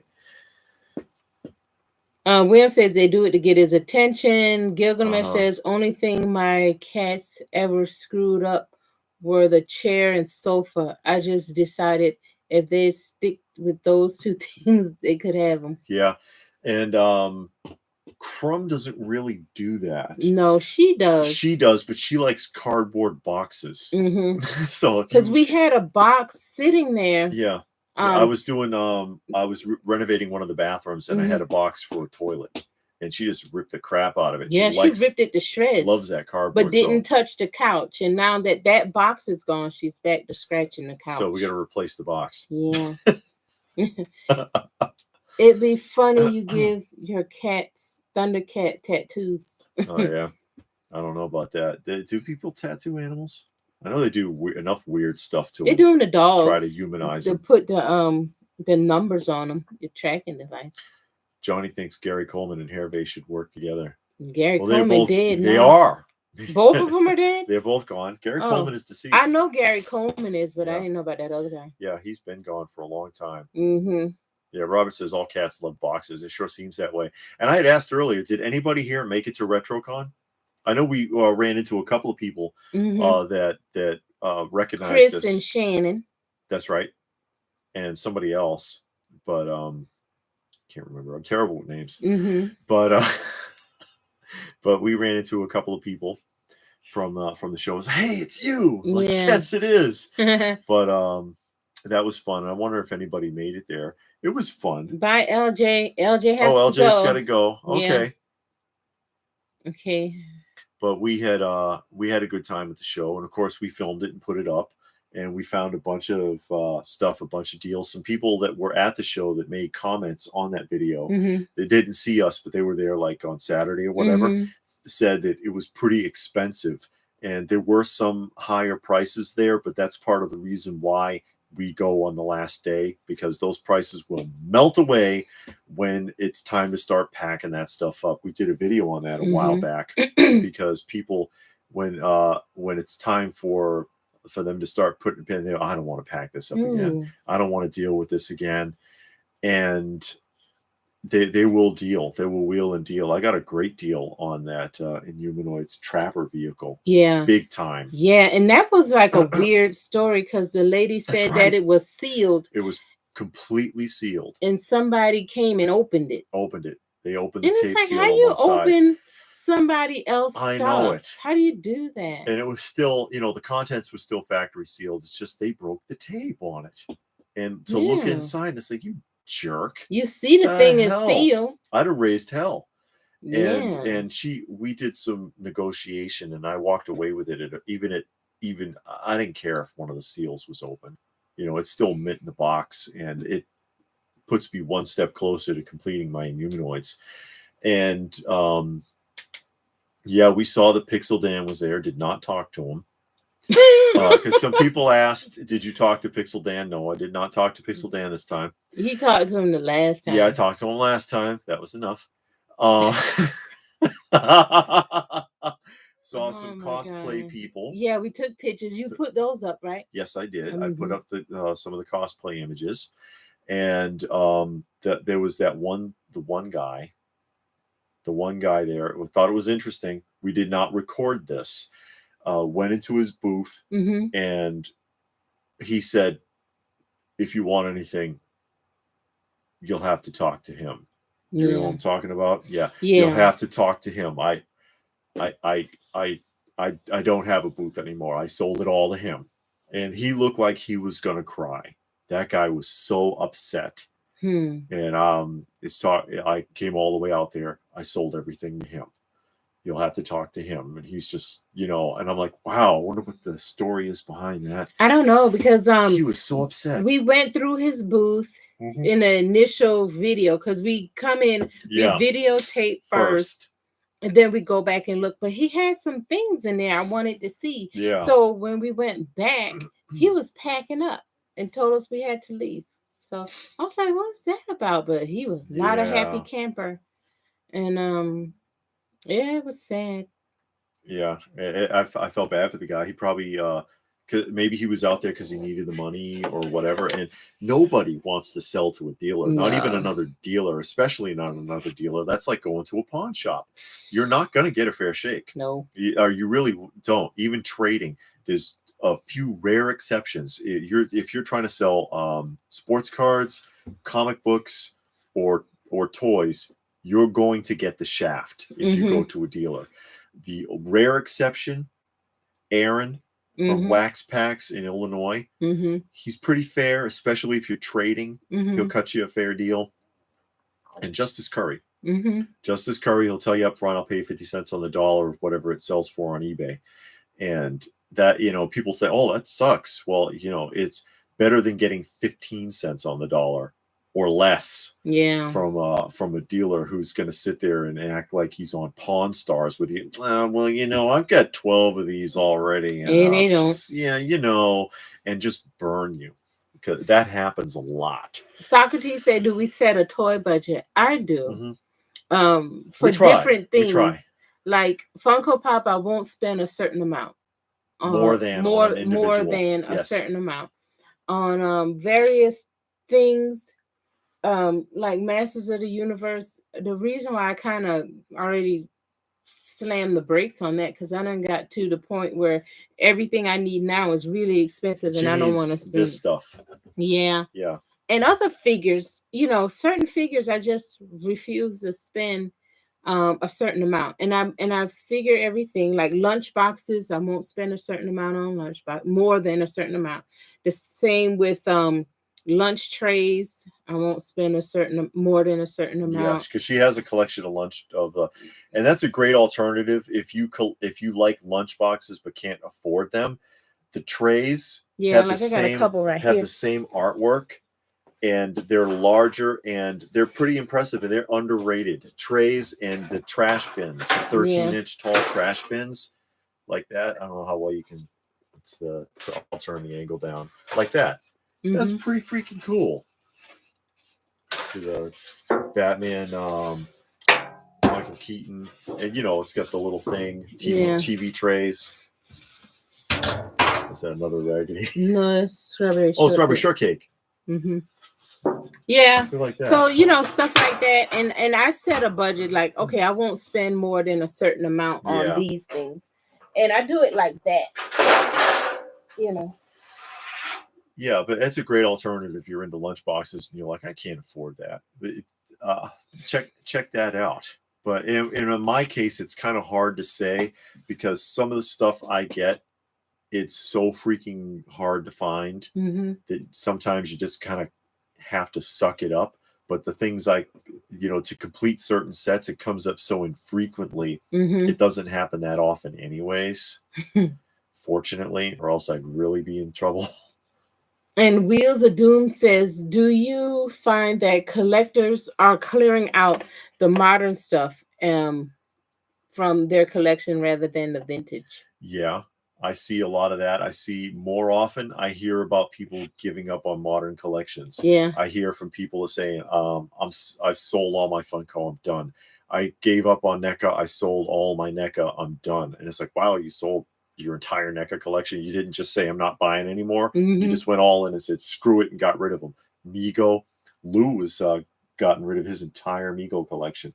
Who are you in here tonight, Lou? He said he was coming. Yeah, Lou from Mego Like on Facebook. He was collecting the new Mego for a while, and he says I'm not doing it anymore. I'm getting rid of them all. And that's a big step. But you see it most often with modern stuff. I've seen it even with Mezco, where they're like, I'm getting rid of, I'm not collecting Mezco anymore. I'm getting rid of them all. And it's like, where'd that come from? But you never hear anybody say, I'm getting rid of my complete vintage Star Wars collection. You don't hear that. Action Figure Expert is here. Hey, welcome aboard. And Link says brother is selling his Star Wars collection. Really? Vintage? No. Kind of sorting out his collection. He still buys figures and toys. The space limit where to put them. Put them in a box. You still own it. Yeah, that's her big thing. That's my thing. If you own it, long as you can say, oh, it's in the closet on the third shelf. You own it. Possession. Yeah, it's all about possession. You might not have it out front and center, but you do have it. Yeah. That's my whole thing. I have it. It's in a box, but I have it. Usually whenever I hear about someone selling out a vintage collection, it's because they are desperate. Yeah. They really need the money. Socrates says the funny thing with pops are some might be worth pop price guide, but when you go to trade or sell, you only get 70%. Pop's price guide is overrated, and their prices are higher than market. I don't care what it's. Oh, we go off of eBay pricing. Sure you do. It does not sell for that. It doesn't sell for that unless you're at a convention, and they'll be like, well, according to Pop's price guide, it's worth this much. And if you buy it, I can let you have the case. Remember that? I can let you have the cases for free, you bastard. Because then the pop protectors, the pop protectors for free. It's already in the pop protector. Are you gonna take them out of the pop protector when you sell it? What kind of crap is that? Robert said he bought a 1/6 scale Tobey Maguire Spider-Man today for $400. He hates spending that much. He only do it for characters he really like. He still want the Tom Baker, the Flash Gordon, and the Bela Lugosi. That Bela Lugosi looks really good. Really good. I like that. I really like that. And I'm still waiting on that Tom Baker. It's going to be a minute. The Big Chief delays everything, though. I don't think anything has ever come out on time for Big Chief. Yeah. Gilgamesh said he hasn't given up on modern, but he's limited on which lines he's going to collect. I totally get that. And then I totally get that. JG says, "Why is that?" But I don't know what he means by why is what? That. Yeah, because we specify. Yeah, I feel that way about selling NECA, but I have some nice figures. Love my NECA Arnold or the Alien Queen. And Gilgamesh is right. Price guides mean nothing. None of them do. If you have a physical, because I used to collect the price guides, but just for reference, but not because of the prices, because the prices are never correct, and it changes all the time. Johnny Future says he got that belt. Oh, wow, man, that is nice. It is a nice figure, though. It's a nice figure. It is. And Wheel says something is only worth what someone is willing to pay. That's true. Pretty much. That's for everything. Yeah. Yeah, when the wearing mask thing happened, a lot of stuff was on eBay for cheap. I got David Tennant for cheap that way. Also got 1/6 TARDIS. Yeah, and I missed out on the TARDIS. And it'd be nice to, even if it's not the correct TARDIS for the Pertwee and Tom Baker, it'd be nice to have one just as an accessory for them, because it's so classic. It's the only thing that's consistent in the entire series. Link said he only buys Playmates figures. Well, he just bought the Playmate Godzilla, sorry. Okay. And Robert, I agree. He said, "Can we all agree Bela Lugosi is worth the money?" Yeah, it is a really nice looking figure. Yeah, I gotta give it is. That. It is. I would love to review one of those. I never saw the Bela Lugosi Dracula, but looking at that figure, I'm like, man, I want that. I do. I do want that. Yeah. I'm on the fence. If she sees the film, she's really gonna want it. I know. That's why I probably don't need to watch the film. Oh no! But if I get it, I'm gonna get it with the casket so I can use the casket for my Barnabas. Barnabas Collins. Yeah. Or you could have them both in front of the casket. Yeah. Like both of them have a hand on it and looking like, "Hey, wait a minute, this is mine." Yeah, but that is a nice figure. I like it. And then another thing that kind of make me pause with that, because Mondo is doing the Universal Monsters, and they already did the excuse me, Creature from the Black Lagoon. And are they gonna do another one? Well, yeah, because it's been like a year now, I think. But if they do it, it's not going to be mixed media. Oh, you don't think so? No. Oh, okay.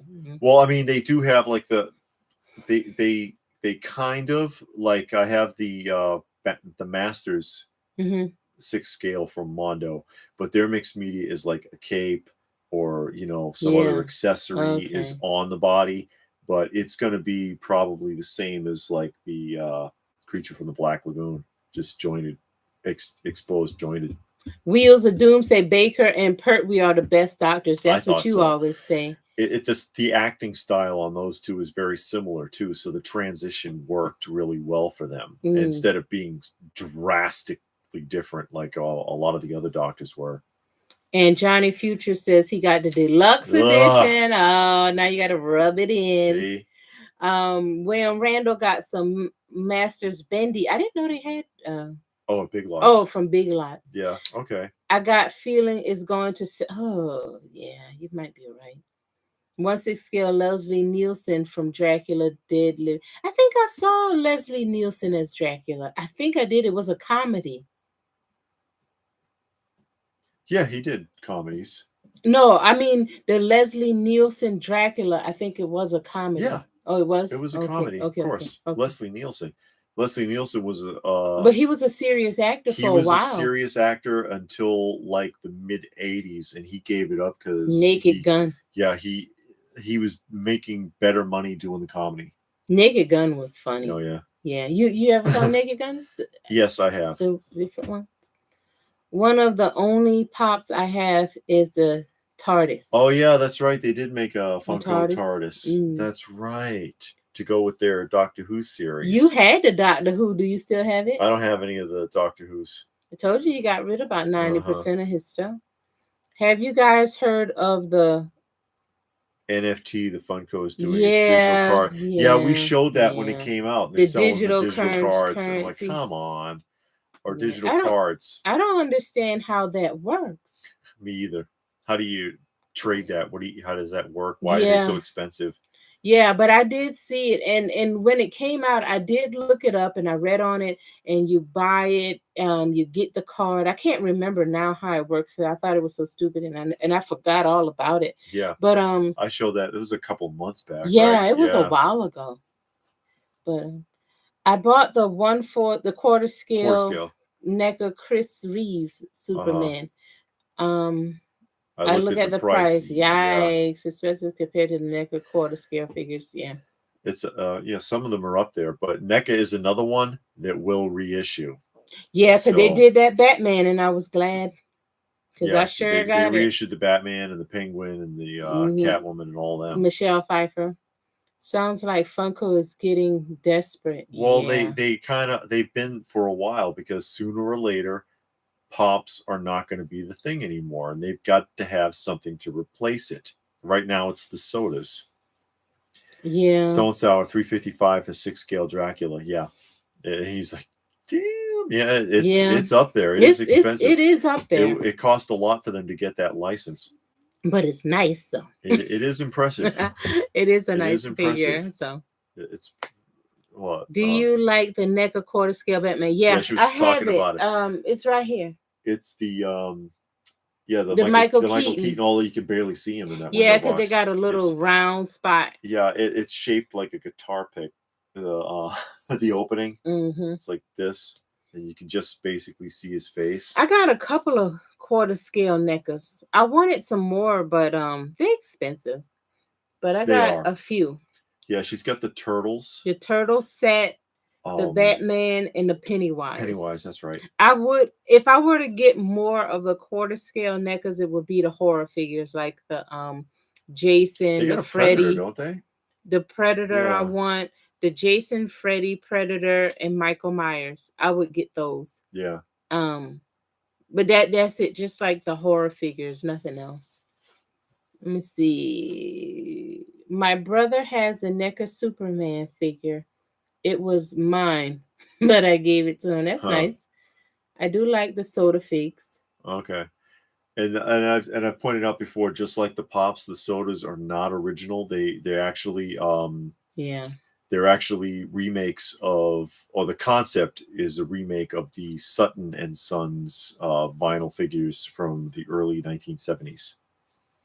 Yeah, and then William Randall said NECA should have did a quarter scale Joker. I agree. Nicholson? Yeah, to go with the Batman. I agree with that. Probably couldn't get the licensing. I don't know if Nicholson's doing anything anymore after retiring.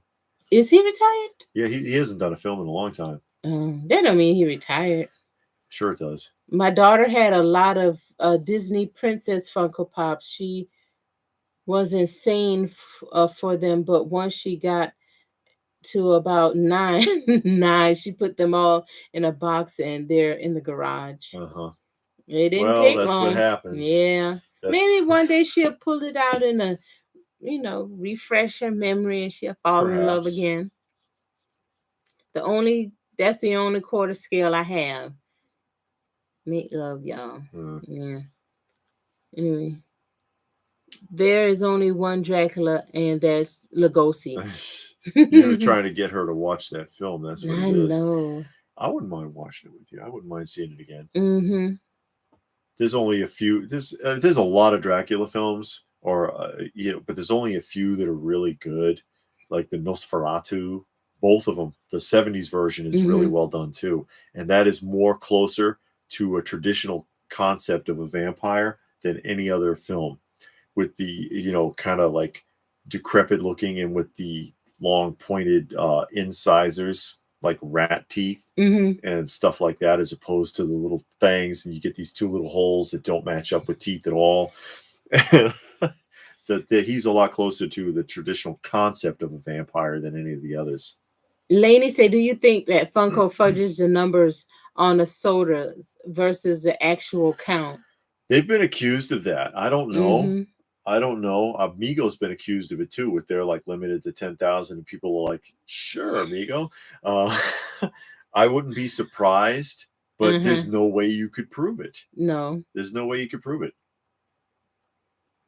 My favorite old Universal is Frankenstein. I like that Super 7. Bela Lugosi Frankenstein. Oh, he did Frankenstein too? That was Frankenstein. The actor was Bela Lugosi. Oh, okay. In the makeup. We just saw him in Salem's Lot. That's a good example of what I'm talking about. Yeah. Didn't he have the incisors also? I don't know. Salem's Lot, the vampire miniseries from Stephen King. Oh yeah. Remember? But I think the chief vampire had the incisor fangs also, if I'm not mistaken. Yeah, see, Frankenstein was Boris Karloff. I didn't think it was Bela Lugosi. And Johnny also said I could put my. Am I mixing people up again? I think so. Oh, that's right, Boris Karloff. Thank you. Yeah. He said I could put my Dracula next to your Nosferatu, but your Nosferatu is 12 scale. Yeah, he's a 12 scale. He'll be out of sorts.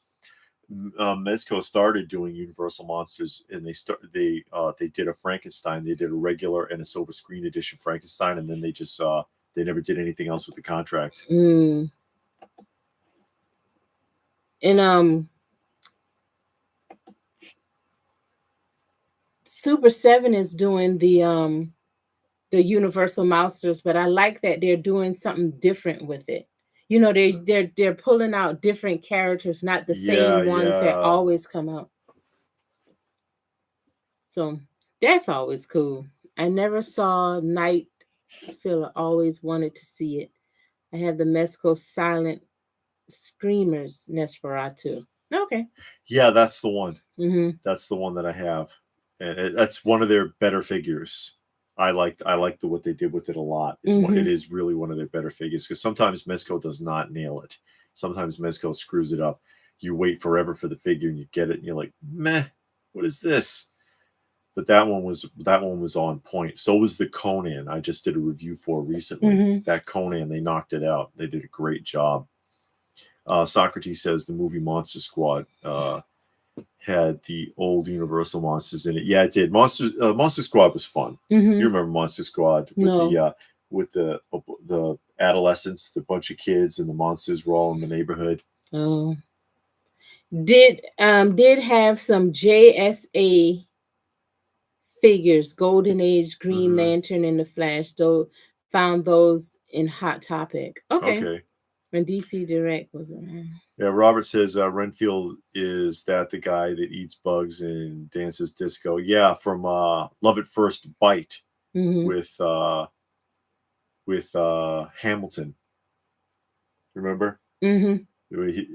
He made people sick with his sandwiches. It's like, what did you do to get her to talk? I just showed her my lunch. Look, master, it's actually pretty good. Centipedes and worms, and then the Dracula would start getting sick. Monster Squad is a great film. It's always, yeah, let's see. Yeah, Renfield's a sidekick. He always has been. It's always a longie. That's what he said. With me, it will never be a quickie. It's always a longie. And the guy tried to scare him off with his pendant, but it turned out to be the Star of David. And he's like, "That is not a cross. That is the Star of David. What are you doing? Why don't you go find yourself a nice Jewish girl?" Overseas, Funko sells the sodas as international editions with the same piece count or higher. So in reality, yes, Funko is fudging the numbers because there's technically double the amount. Yeah, I thought so. Remember the Saturday? We saw Saturday the 14th. We saw that movie. Yeah, it was funny. It was pretty scary in the actual movies movie. were better in the 80s. 70s and 80s, I think in the 70s and 80s, movies reached a pinnacle of writing. And they were just, I think, really well done. There was a lot of good film that came out of in the 1970s and the 1980s. And not that there aren't good movies now, but it's not the same, and it's not as often. Yeah, and it's just like the music. And they have the ability to do more because they have the CGI, and they can't pull it off still. They rely too heavily on it. They try to bombard you with it so you can't think for a minute, wow, this isn't very good. It's terrible. Scooby says Fright Night, 1985 Fright Night was good. Did you ever see Rawhead Rex? I don't think so. No, I never even heard of that. So, But yeah, it's we're all about that sort of thing. That's the whole point of the nostalgia of the channel, is because we, like a lot of people, don't think that the modern stuff is very well done anymore. We don't think it's very good. The music was better. The TV was better. Freaking commercials were better. I mean, come on. When you're looking back at commercials and being nostalgic, something is wrong. Because back then you didn't want to see them. Now you do. Yeah. Why? Because the ones now are worse. Way worse. Because you don't know what they're selling. Writing was better. And that's the thing that get me about modern commercials. Half of the time, you don't even know what they're trying to sell you. What are you talking about? And or it's insurance or it's medication of some kind. And that stupid Volkswagen commercial. Oh, that commercial gets on my nerves because I'm like, what are they even talking about? And what does that have to do with the car? And it took me a while to even know that it was a Volkswagen commercial because nothing in there until it got to the end. And then you saw the Volkswagen sign. But I'm like, what does this have to do with Volkswagen? Yeah, and then hell, the writing was better. I mean, comic books were better. Do you know? And I've talked to a couple of people that they have a shop. They don't even want to carry modern books anymore. Modern we went to a comic show about book. Yeah, the comic store like guy that. was talking about it. I don't want the modern books anymore. Nobody buys them. It's just piling up. I can't give them away.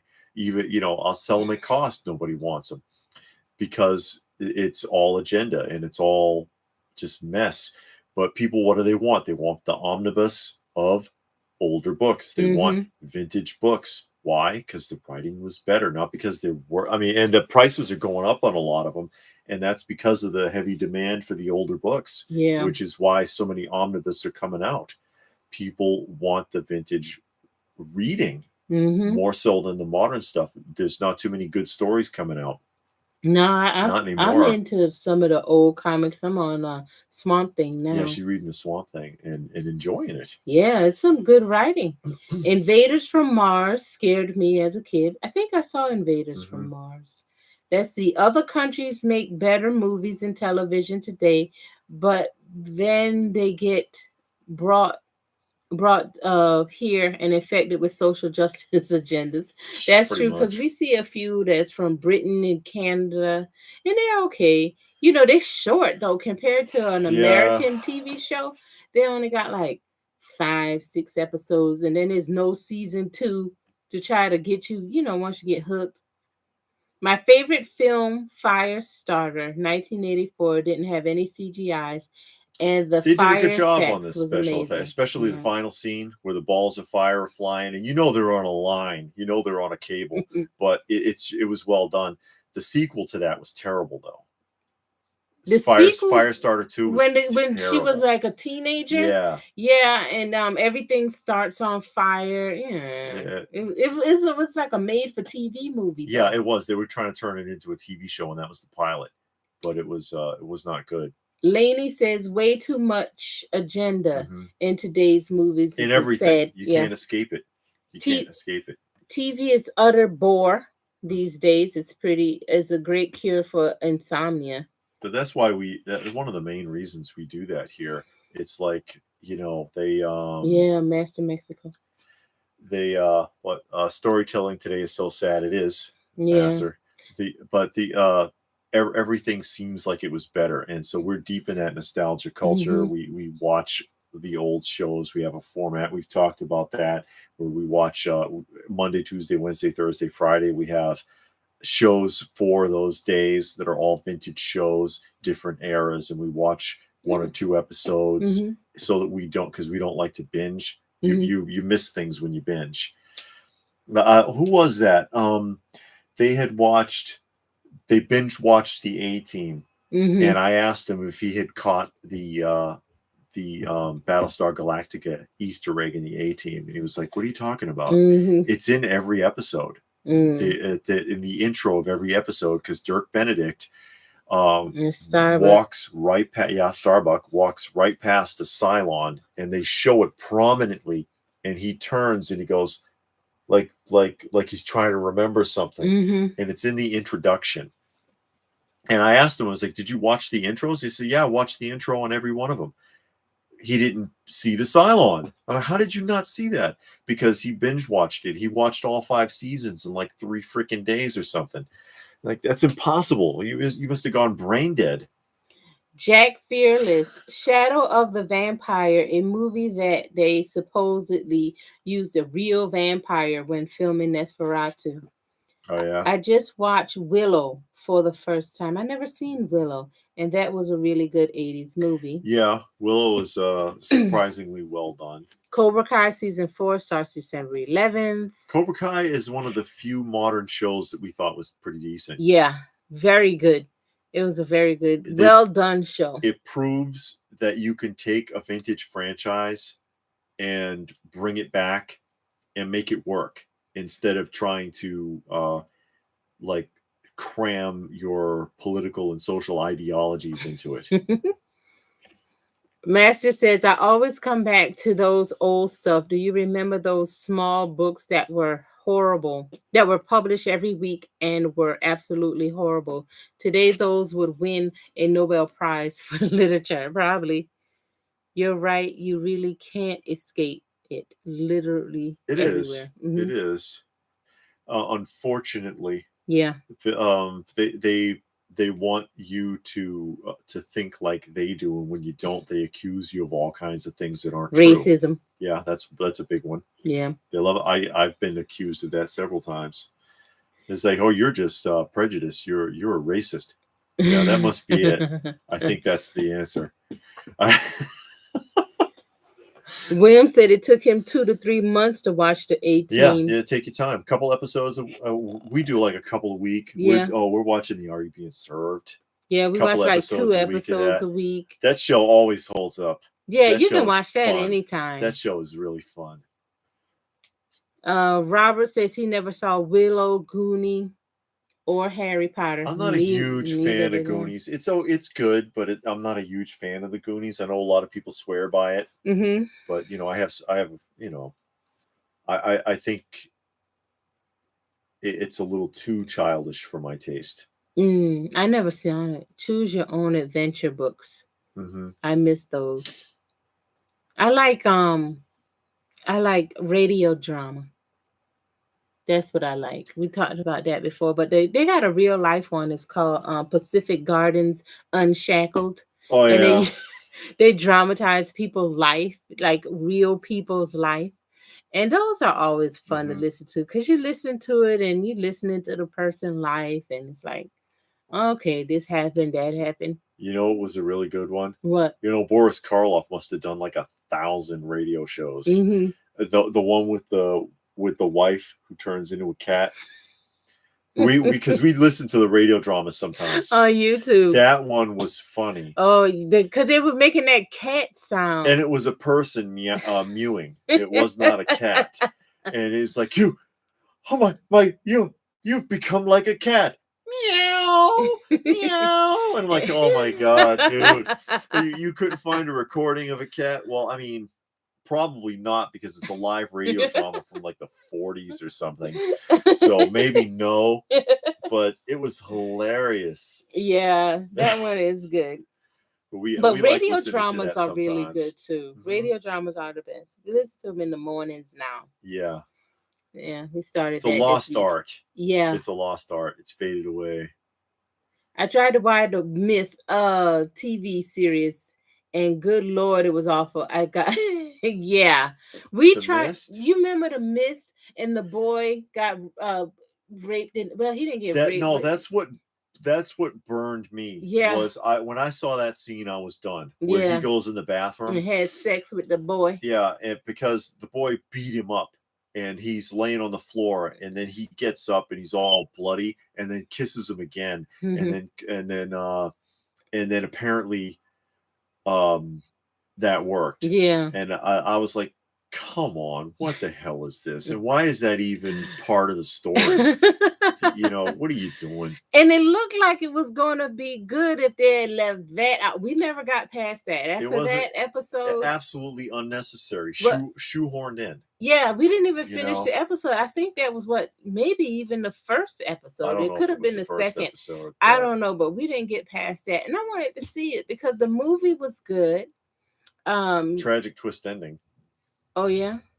On the Mist. Oh yeah. Tragic twist ending. Yeah. The ending was Yeah, he says he changed his phrasing. I guess he missed something up there. He says he got to I got 8 episodes and gave up because it got awful. Oh, it was awful. Yeah. Yeah. Well, we didn't make it that far. I don't know how far that it was when that scene popped up, but I was just like, this scene is so unnecessary and so untrue. It was forced in, and you could tell it was forced in. Yeah.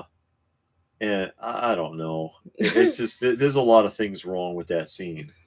Yeah. Well, that's what they do nowadays. Yeah, that's what they do nowadays. You gotta have. You can't put a show on the air without shoehorning in an agenda character. Yeah, but if it goes too far, then we stop it. That's how we protest. We don't watch it no more. Yeah, don't watch it. Your dollars are how you protest. Mm-hmm. And that's how we protest, by not watching it. Not buy it. Don't buy it. You don't have to get on Twitter and make a rant and Facebook and try to cancel everybody. Just don't watch it. Yeah, don't watch it if you don't like it. That's your first. Yeah, the Miss movie was brilliant. Okay. It was that and The Fog. They're kind of a little bit. They kind of go together. Well, The Fog was spirits, though. Yeah, it was spirits in the fog. Spirits. Yeah. Truth is, we are uncomfortable and not easy to cheat. Being like this would have brought straight up death alley in the old days. Racist people don't know what they're talking about. They don't know what racism is. No, they haven't seen it. They haven't fully experienced it, and whatever. They think it's what they're told it is. Like Black Friday. Yeah, that's racist now too. Highways and streets are racist. Black Friday is racist. No, it's called Black Friday because what's the back wall called where you could put your figures on? Oh, this is a pegboard. Yeah, that's a pegboard. Yeah, you can get those at any hardware store. Yeah, at Home Depot. They come in 4x8 sheets, just like a drywall or plywood. But you get these hooks that fit into it, and you can hang things on it. Let me see if I got one that I can pull off. I don't think you got a loose one. Yeah. Well, never mind. Watch out. Don't do that. Yeah, because they're in there tight, so just leave it. Yeah, but anyway, it's these hooks. You can buy the hooks on eBay. It's like 100 for $5 or something like that.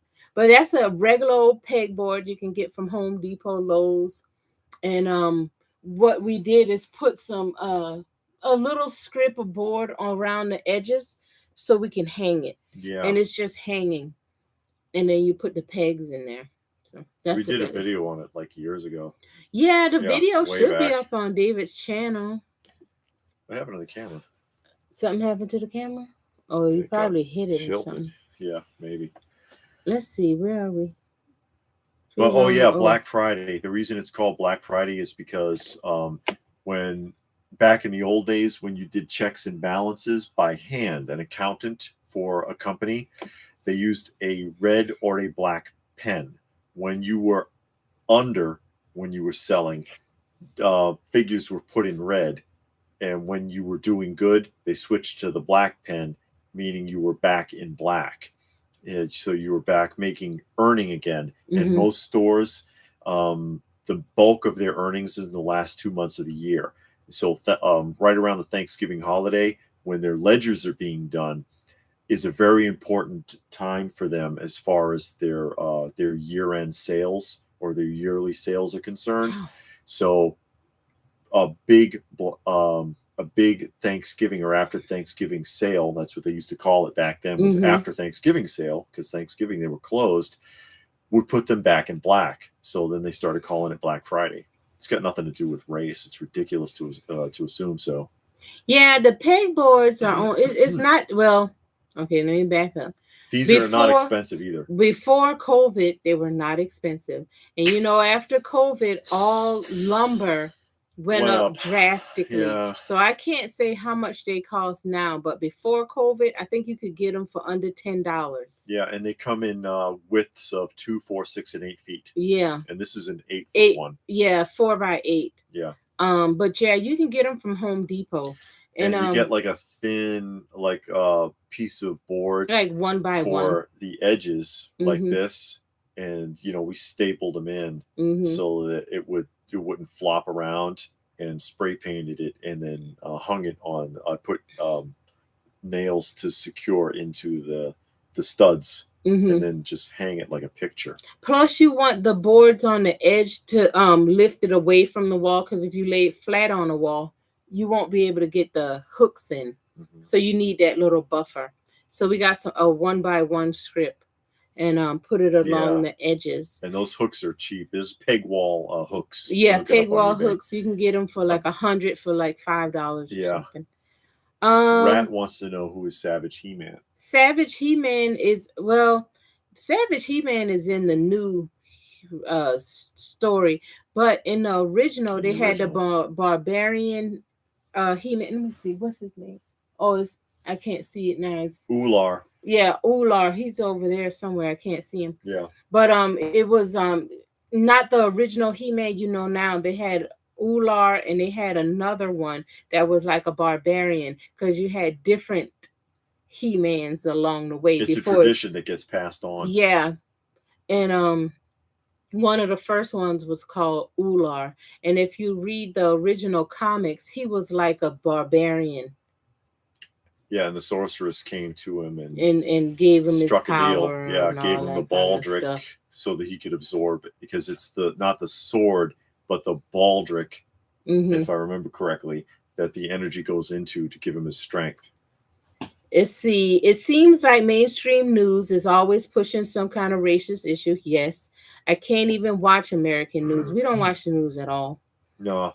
David, why was Bilbo Baggins looking like he's a PCP? Oh, because they had the scary face. There's a scene in the film Lord of the Rings, because you become obsessed with the ring, and I'm sure you get that much from the storyline, that if you're in possession of the ring, it will eventually possess you.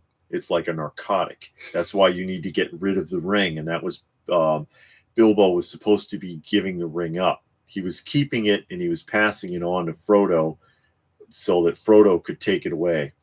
And and when the wizard comes and he's asking him about the ring, and he was like, why shouldn't I keep it? Why can't I have it? And he's, it's mine, my precious. And then his face, I think that particular scene where he makes that face is when he runs into Frodo with the ring again and tries to take it, and he just turns frantic for a second and looks crazy. the evil in him comes out, and then he stops himself. Okay, so Johnny Future just saw the A-Team intro. He thinks it's hilarious. Well, I don't know what you're even talking about. I don't know them the people. Easter egg of the A-Team introduction where you've been talking about some ring and the guy face is all frantic, and I don't know what Bilbo that means. Baggins. I don't know who that is. All right. Will's a chaotic dude.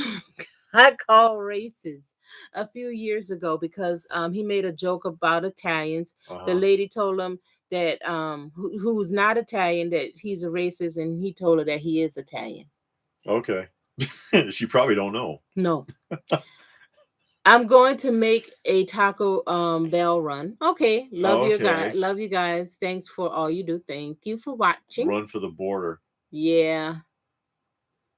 Melanie, I have a few of those choose your own adventure books. I love them. Oh. Okay. Yeah, somebody was talking about that a little bit earlier, that you choose your own adventure. Yeah.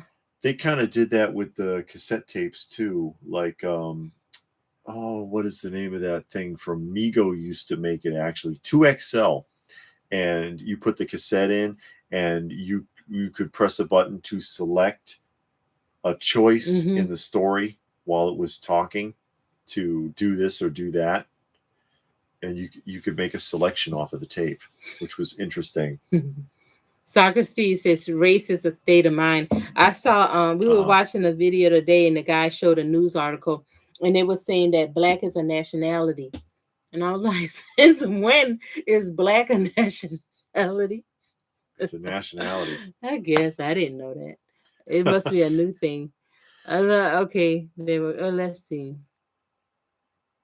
I think we got all caught up. Okay, yeah, cool. Darren is saying, is that why Gollum / Smeagol is so crazy because of the ring? Yeah, the ring is what drove him insane. And then he was tortured also because when he was that came later. The torture came later, but yeah, the ring drove him mad.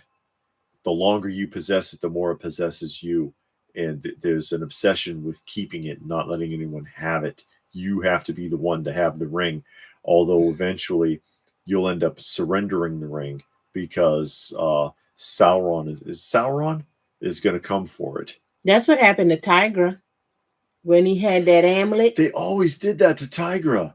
Tiger's an addict. If you're not paying attention to Thundercats, and twice Mum-Ra got him. Yeah, because he had that amulet, and the amulet gave you power. And he looked bad. He looked he lost so much weight. He looked like a crackhead. He looked like all that weight. He looked like Steve Tyler. Oh, he looked bad. And he leave me alone. I know what I'm doing. Yeah, and he wouldn't go to sleep. He wouldn't eat. He was just like frantic with that amulet. And finally they got it away from. Well, he lost it, and Mum-Ra got it. He went bonkers when he lost it. Yeah, and then there was the fruit too, the silky fruit. The silky fruit. He got crazy. Can I have another piece of fruit, Silky? It was terrible. My blanket on the couch just moved. It's possessed. It's a cat. Yeah, probably. And Robert wants to know: was there a giant spider, or was that Harry Potter? They both had a giant spider. Oh, there was a giant spider in both. Oh, wonder if Alf would have eaten Snarf. Alf did eat cats. Yeah, never on the show. Never on the show. Never on the show. They thought that he ate the cat and one time. He promised not to eat Willie. Yeah, Willie. They thought Willie was the dad. Was Willie the dad or the cat? I don't know. But they thought he ate him. And then to find out that the cat was locked in the garage or something. Where did your Christine car, one of my faves, King movies, did it cost a lot? Always looking out. No, if you get the regular Christine, it's not that expensive, and you can find it on eBay. It's fairly cheap. But the one that's expensive is the damaged Christine, because they got a version of Christine before it was restored, before the guy restored it. That one is expensive. That one is one I'm looking for. and the car from the movie The Car, which is just a black car, and the car was possessed and going around town killing people, running people and over. all that. But the actual Christine is, where is it? It's right there. You see it?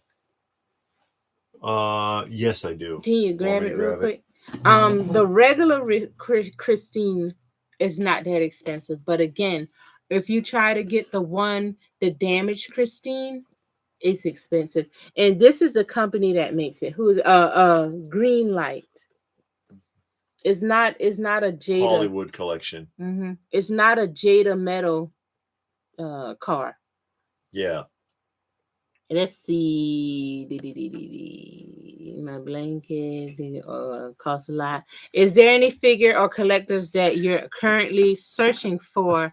I am searching for Strawberry Shortcake and original Care Kenner, Bears. original Original Kenner Strawberry Shortcake Shortcake, and original Kenner Care Bear action figures, not the stuffed animals. Yeah. The action figures are pretty hard to come by, actually. Yeah, Willie was dead. Lucky was the cat. Yeah, okay. Yeah, the cat That's was right. Lucky. That's right. You're right. And you know, I'm always on the lookout. There's a handful of things because I've got a piece of this and a piece of that missing from a lot of collections. Like you know, I collect Mark's Safari and Inhumanoids and Plastomarks, and which is Mexican Mark's figures. I'm still missing like 2 figures from that set. The Amigo 3 3/4 inch. I've got Buck Rogers and the Black Hole and Mattel. Who is it? Battlestar Galactica. He got a lot. Yeah, but it's stuff that it just, like I was saying earlier, it doesn't come up often. Yeah. So you just got to keep your eye out and hope you can complete the set one day. Yeah, and I'm also looking for Darkwing Duck and DuckTales, the original Playmates. Right? Yeah, the originals from, I think they came out in the 90s. Yeah, early so 90s. Just those 4. You know, I get them when I can, and I look at it and see what's and of course, Star Wars. Anything original. Yeah, for him, Star Wars and G.I. Joe. Yeah. Okay, Lucky was a cat. I remember the Mad Magazine, the TV show ending. He was eating a human leg, telling others, saying we sure. E.T. parody. He started on Mad Magazine parody. Okay. Watch Elf. It's so bad watching it now. Really, we saw it. It's funny. That's awesome.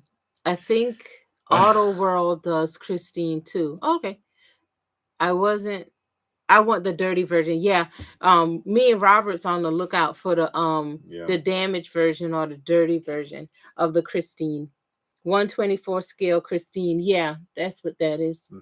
I was in LeMay's Car Museum last weekend, and I saw the real 1958 Plymouth Fury Christine car. It was awesome. Wow, that is nice. I love cats. They're so cute. Sometimes. The girl from Christine was one lifeguard from Baywatch, really. Oh, okay. I was like, who didn't know that? Yeah, what are the plans for tomorrow? Stone Sour wants to know. I don't know. Probably getting out there, raking those leaves, burning leaves, and cutting wood, bringing wood in the house. She likes me to chop wood. I don't mind. It's good exercise. It's how you keep warm. She likes the fireplace. Yeah. Fireplace. You turn the heat down low and you just turn on the fireplace. You're good to go. Yeah. Because, I mean, you're not in the whole house. You're in one room, and it's usually the room with the fireplace because that's where the TV is. Yeah. And then when it's time for bed, you cover it up anyway. So you don't need to blast the heat on 80. Yeah, well, some people do that. Some people have the heat on 80 in the summer. My aunt does that. God, we went to her house on... when we were at my mom's, every room had a space heater going. Man, that house is so hot you could barely breathe. And it's like all year long. She has the heat on all year long. Yeah. Socrates wants to know if we put a tree up. No. No, we're not doing that. No conventions coming up. No, we I don't don't. think so. Not for I'm a gonna minute. start looking for for the new year, from January on. I know that what is that one that's coming up in March? Joe Fest. Yeah, Joe Fest, I Joe think, is Lanta, March. I Joe, think yeah. is Joe Toy Lanta. Lanta. Toy Toy Lanta Lanta. is going to be in March. Yeah. So that's coming up. But That's I'm a gonna big start one. looking it up. So from January on, take off the Any month of decent comic or toy toy shows show. that come up, because we enjoy either or. Yeah, and we like Yeah. traveling to get not too far now, because Yeah. then after a while, once you go I think past this 3 hours, RetroCon is about as far as we're willing to go, and that's like a 3 hour drive one way. Hop, skip, and a jump. Yeah. But we had a good time there. Yeah, and it's usually big, and we do find something, and we Yeah. meet a lot of people, so it's not so bad. And we prefer it again if we get to the shows and it's majority vintage. It bothers me when I go to a show and it's all new stuff. And there was that one guy too. I don't know if you got that on the film or not. When you were, no, I don't think you had the camera on at that time. You were talking to the guy that you got the Megatron from.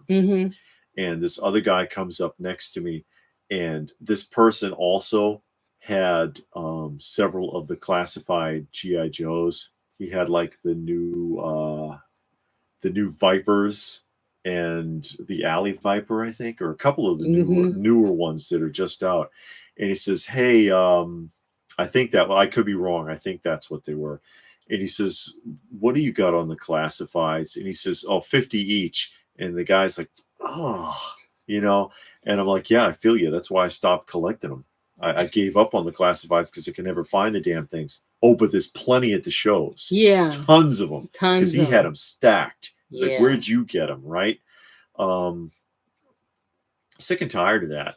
And I hate seeing the new stuff at the shows that you should be able to go and get anywhere. Yeah. I hate seeing the tons of new pops and tons of new legends and tons of new classified and Black Series Star Wars figures that you should be able to find at Target or Walmart or GameStop or whatever, because that's where they should be. And somebody scooped them all up and is selling them at a terrible markup, and it isn't cool. But I like seeing a variety of vintage things, and sometimes it'll surprise you. Like, it shocked me to see that Topper Dingling robot. Oh, yeah. Because I bought that because I have some Topper Dingling stuff. And I was like, there's a freaking you never see those at a show. Never. And oh my goodness, there's a freaking Topper Dingling here. Yeah, I'm going to get this. I love seeing the vintage stuff, even if it's something that I don't want. Or because that same person had a Flatsy sealed. And it's like, you never see Flatsies. You never see Ideal Flatsy dolls, ever. They had one. And it's like, that just impresses me that they even had it, to offer for anybody. That tells me something. I hate seeing new stuff. Robert says he hasn't been to a show since 2000. Wow. And that YouTube is really trashing HasLab lately. They're trashing, well, there was that whole big fiasco with the Sentinel and the problem that a lot of them had with the knees. And also the Rancor. Hasbro was not nailing it with that Rancor, and people are frustrated. They don't like the figures for the tiers are okay, but the bones and the cardboard cutout, people are like, "What is that?" It's kind of like an okey doke, kind of like with the Galactus and the head change as being the final tier as a Doctor Doom head change, and people are like, "Why didn't you just?" Everybody was counting on the final tier being another Herald action figure. Not going to get it, guys. But the Rancor right now, especially after the paint up, people think the paint is way off. They think it's way too dark, and they're like, "You want how much for this?" And tier 2 is a cardboard cutout, and you're painting it that dark, and people aren't feeling it anymore. Oh, well. Unfortunately.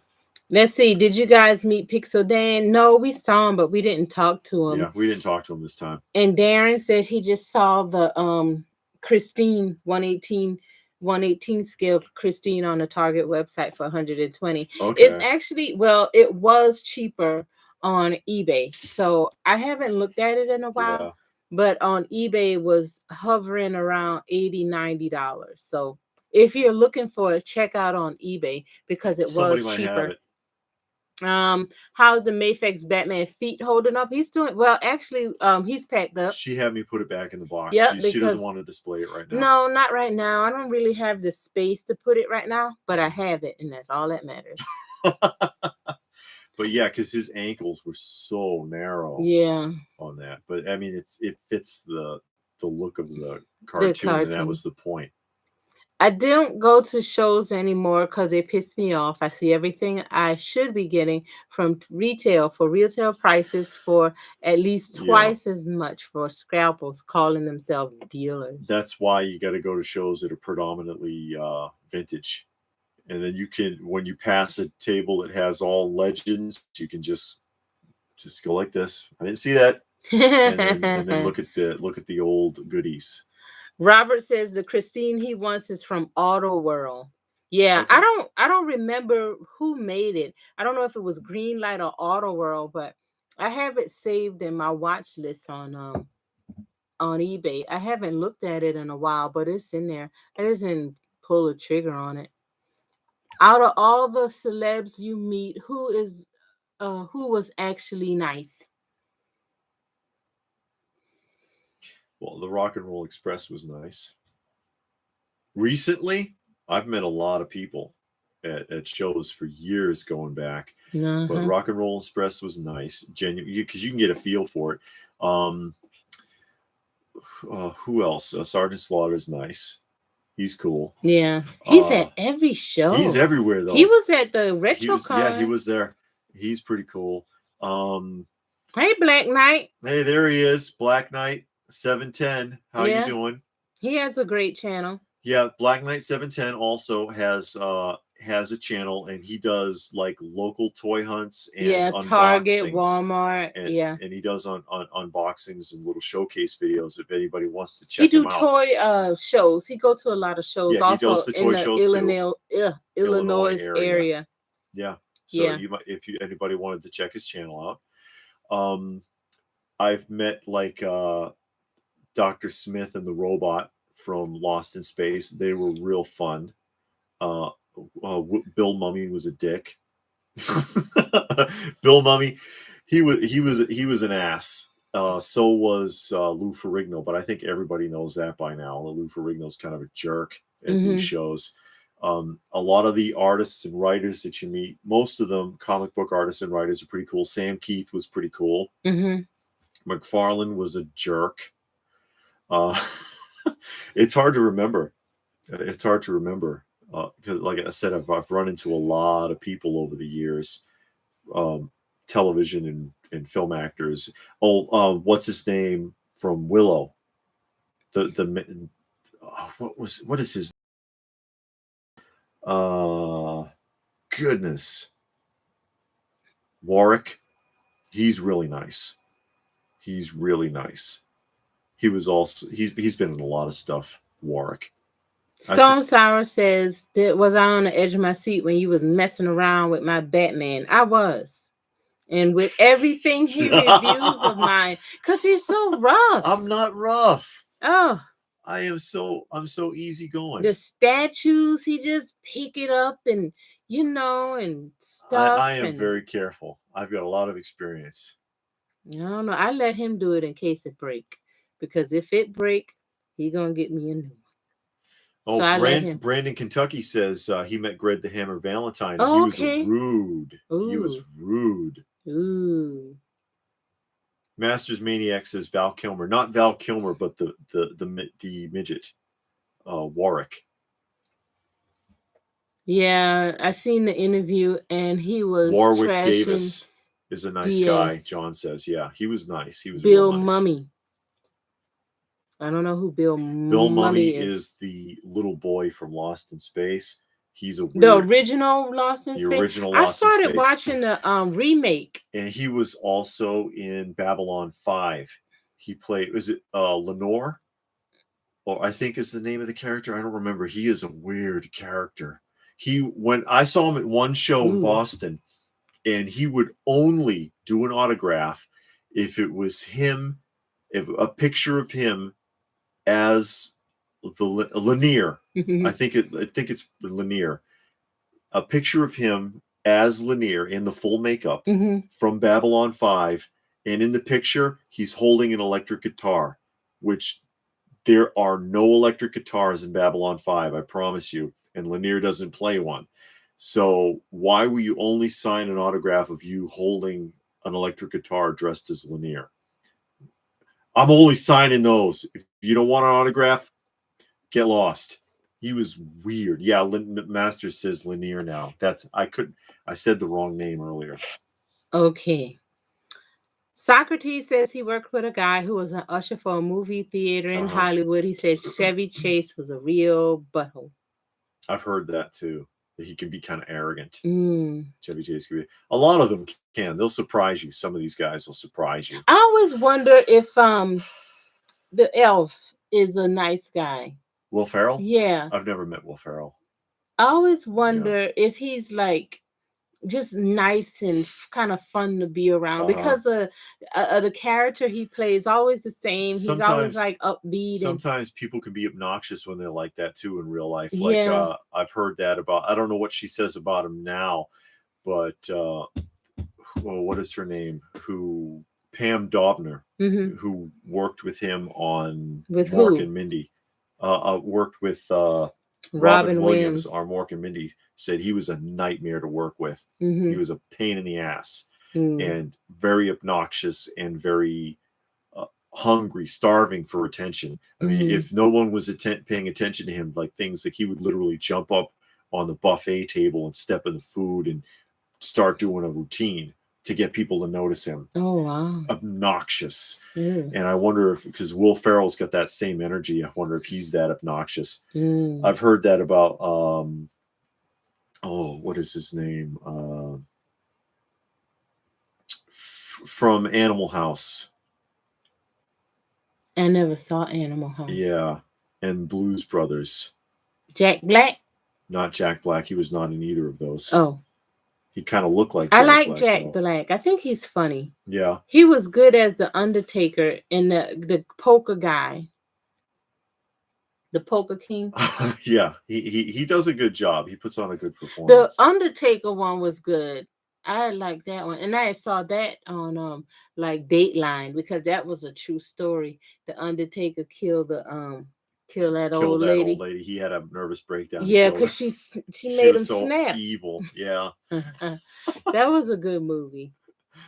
Yeah. Let's see.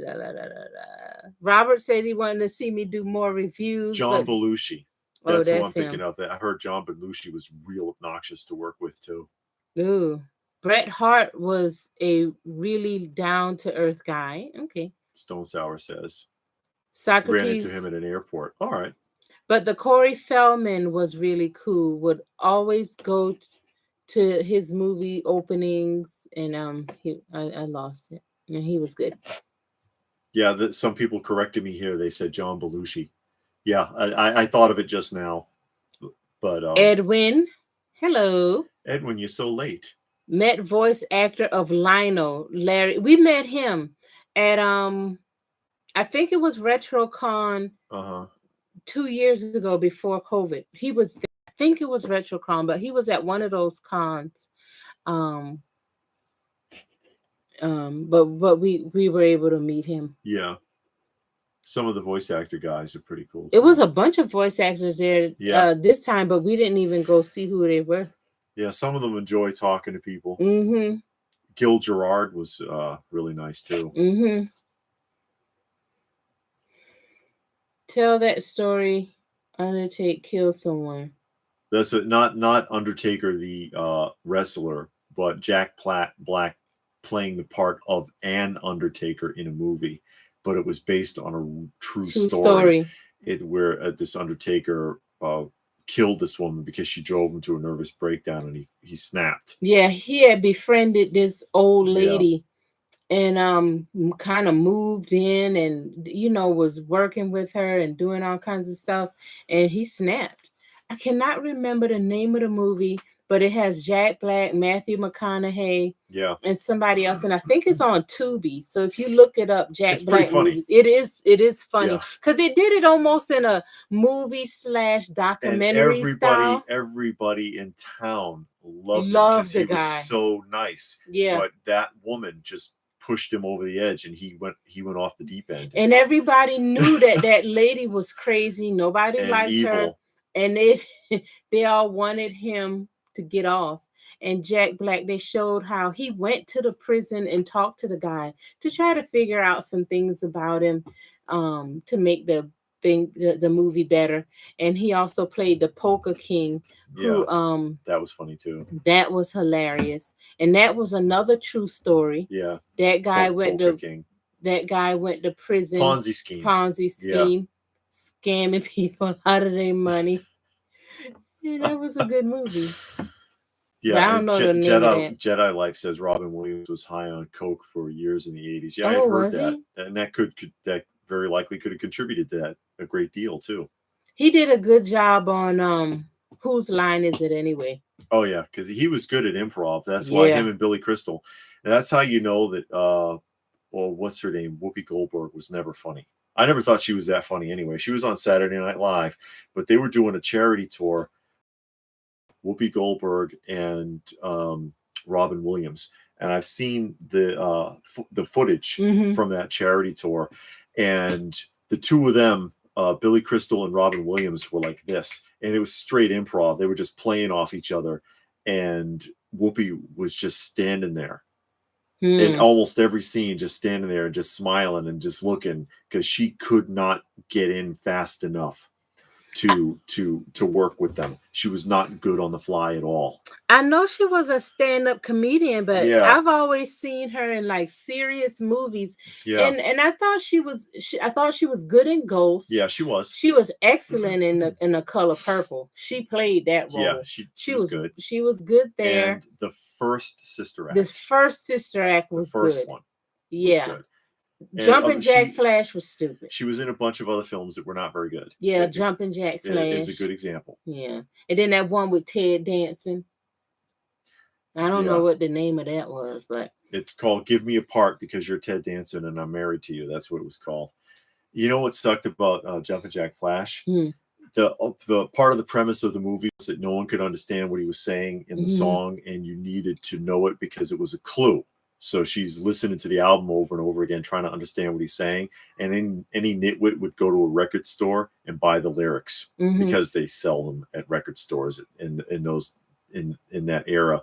You could buy song lyrics booklets for any album at a record store. Black Knight want to know if we saw Ghostbusters, the new one. No, we have not seen it. Has anybody seen that? Is it any good? Is it worth the effort? Because they really blew it with Ghostbusters 2016. If there was a prop for a movie or TV show that you wanted, what would it be? A prop? I don't know. I'm not really into props. I used to have props, actual film props, not replicas, from Nightmare Before Christmas. And it was in part of the collection that was stolen from me, because I had the collection of Nightmare Before Christmas action figures, and I actually was able to get some props. Basically, they were the town hall scene where they've got the black and white snakes, and the snakes are candlesticks, and they're on the walls on a little plaque. I had those, but they were the authentic ones from the film. 2 people said Ghostbusters were fantastic and amazing. Okay. And Socrates says he don't care to see it. And I'm worried it's going to kill my nostalgia for the original films. Yeah, just don't watch it. Yeah. Props, I would want the glaive from Krull. Oh, Krull. That's a good choice, Johnny. That's a good choice. And William said Revelation is a really good. Okay. I'm going to see Spider-Man. Yeah, you've been talking about that. I hope you leave out the house and go and see it, because you have not been to the movie in years. So you need to go see it. You need to go out of the house and watch it and have dinner and everything else and then go get ice cream after. Okay. Give the new Ghostbusters a chance to I didn't want to see it, as you know, but I pulled in lately and I don't regret a minute. Okay. Because it can be done. You can go back to a franchise and not ruin it like they did with Indiana Jones. Crystal Skull should be banned. But it was not good. But you can go back to a franchise like we had mentioned before. Cobra Kai did it. They made going back to the franchise work. Let me see. Ghostbusters, I could only watch the first 20 minutes. He says, who's that, Jedi? All the Ghostbusters near perfect. But he never saw the 2016, but he thought the new one was good. David, check out Star Trek Prodigy 1 and 2 on YouTube. Rather spend time with you. You two are great. We try. I don't know that word. Ghostbusters is somewhere between the first and second movie, but it definitely has the right feeling. Okay. Not watching the new Ghostbusters after seeing that it's full of little kids. Yeah, that's what I thought. I don't know how much airtime kids had in it. Yeah. Because little kids always make me nervous when they're in movies and TV shows. Yeah. So. Jedi says Ghostbusters was similar to Last Crusade. Okay. He means in comparison to Indiana Jones. I'm assuming Indiana Jones and the Last Crusade actually wasn't a bad film. Okay. You saw it. It's the one that had Sean Connery in it. Let me see. Cobra Kai season 4 or 5 better not have turtle cameos. What turtle cameos? They're on season 4, and Johnny Future says that it comes out on December 1st. Because they had the Turtle Cobra Kai crossovers, NECA. Oh, God. Yeah, remember? I hope not. I hope they don't get messy with Cobra Kai. Yeah. But Cobra they did Kai, good so far. They've done a great job addressing all of the problems that people had. Because again, you see things differently when you grow up. When you were a kid, you were all for Danny LaRusso. You're all Team Danny LaRusso. Yeah, he's but when you grow up and watch it, you're like, prick. Because we went back and watched it. We saw the first 3 films. Yeah, he was horrible. He was an ass, and he never listens, and he always does the wrong thing. Hey, happy accident. He's appeared for his cameo. Oh no. Everything that he did was wrong. He never listened. He always got into trouble. And he forced his way into things. And Miyagi bailed him out. I mean, he didn't even want the shop. Oh, this is your dream. No, it was not Mr. Miyagi's dream to own a bonsai shop. Own a bonsai shop. That was yours. You forced it on him. Yeah. You fought for these girls and left them behind. You were told, don't ever touch that bonsai tree. And you climbed up the side of the cliff or down the side of the cliff and dug it out. And then it got broken. Everything you were told not to do, you did. The fight at the end of the second film, Danny's fault, absolutely, with the Japanese kid, because if he wasn't there. He forced his way onto that plane. The problem was resolved between Mr. Miyagi and his friend during the typhoon.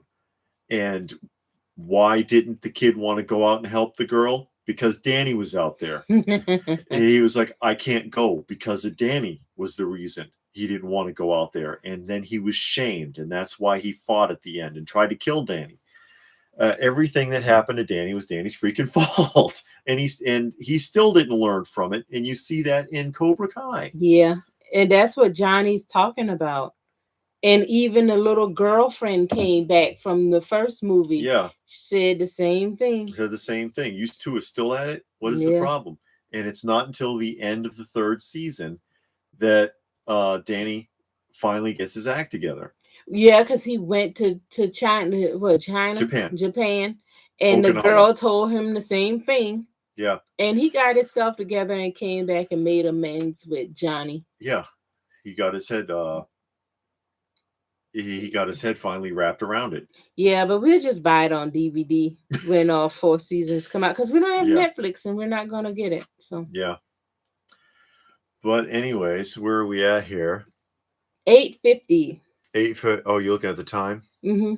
Yeah, because it is getting late, and we do need to go and have dinner. Yay, dinner! And not Captain Crunch. Captain Crunch. My vinyl Captain Crunch bank from 1974, I think. I don't know if there's a date on this. Love cereal promos. But anyway, yeah, it's getting late. We probably should wrap this up. Yeah. And we appreciate everybody joining us. Thanks for stopping by. It means a lot. We love to communicate with the people who watch the channel and just to know you a little bit and share some thoughts and ideas. And so we'll probably be doing this again sometime in the near future. And last question, Eric says, why no Netflix?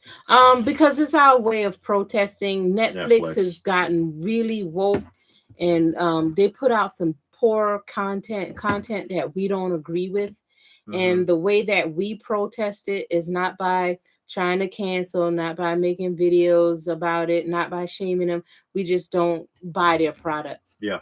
So we don't support Netflix, and so they we don't have most of their good shows anyway. They canceled all their Marvel shows. Yeah, which were good, and we were watching those. Except for Iron Fist. Girl.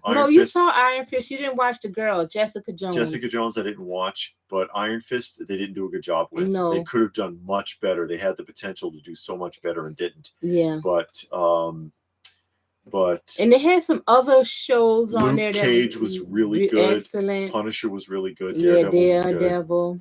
And they canceled all of that, and they put out some shows that had some topics that we don't agree with or support. So we just canceled it. Yeah. So that's the best way to do it. Yeah. So again, thanks all for taking the time and watching and commenting and giving us likes and all of that. And we'll see you next time. Come again.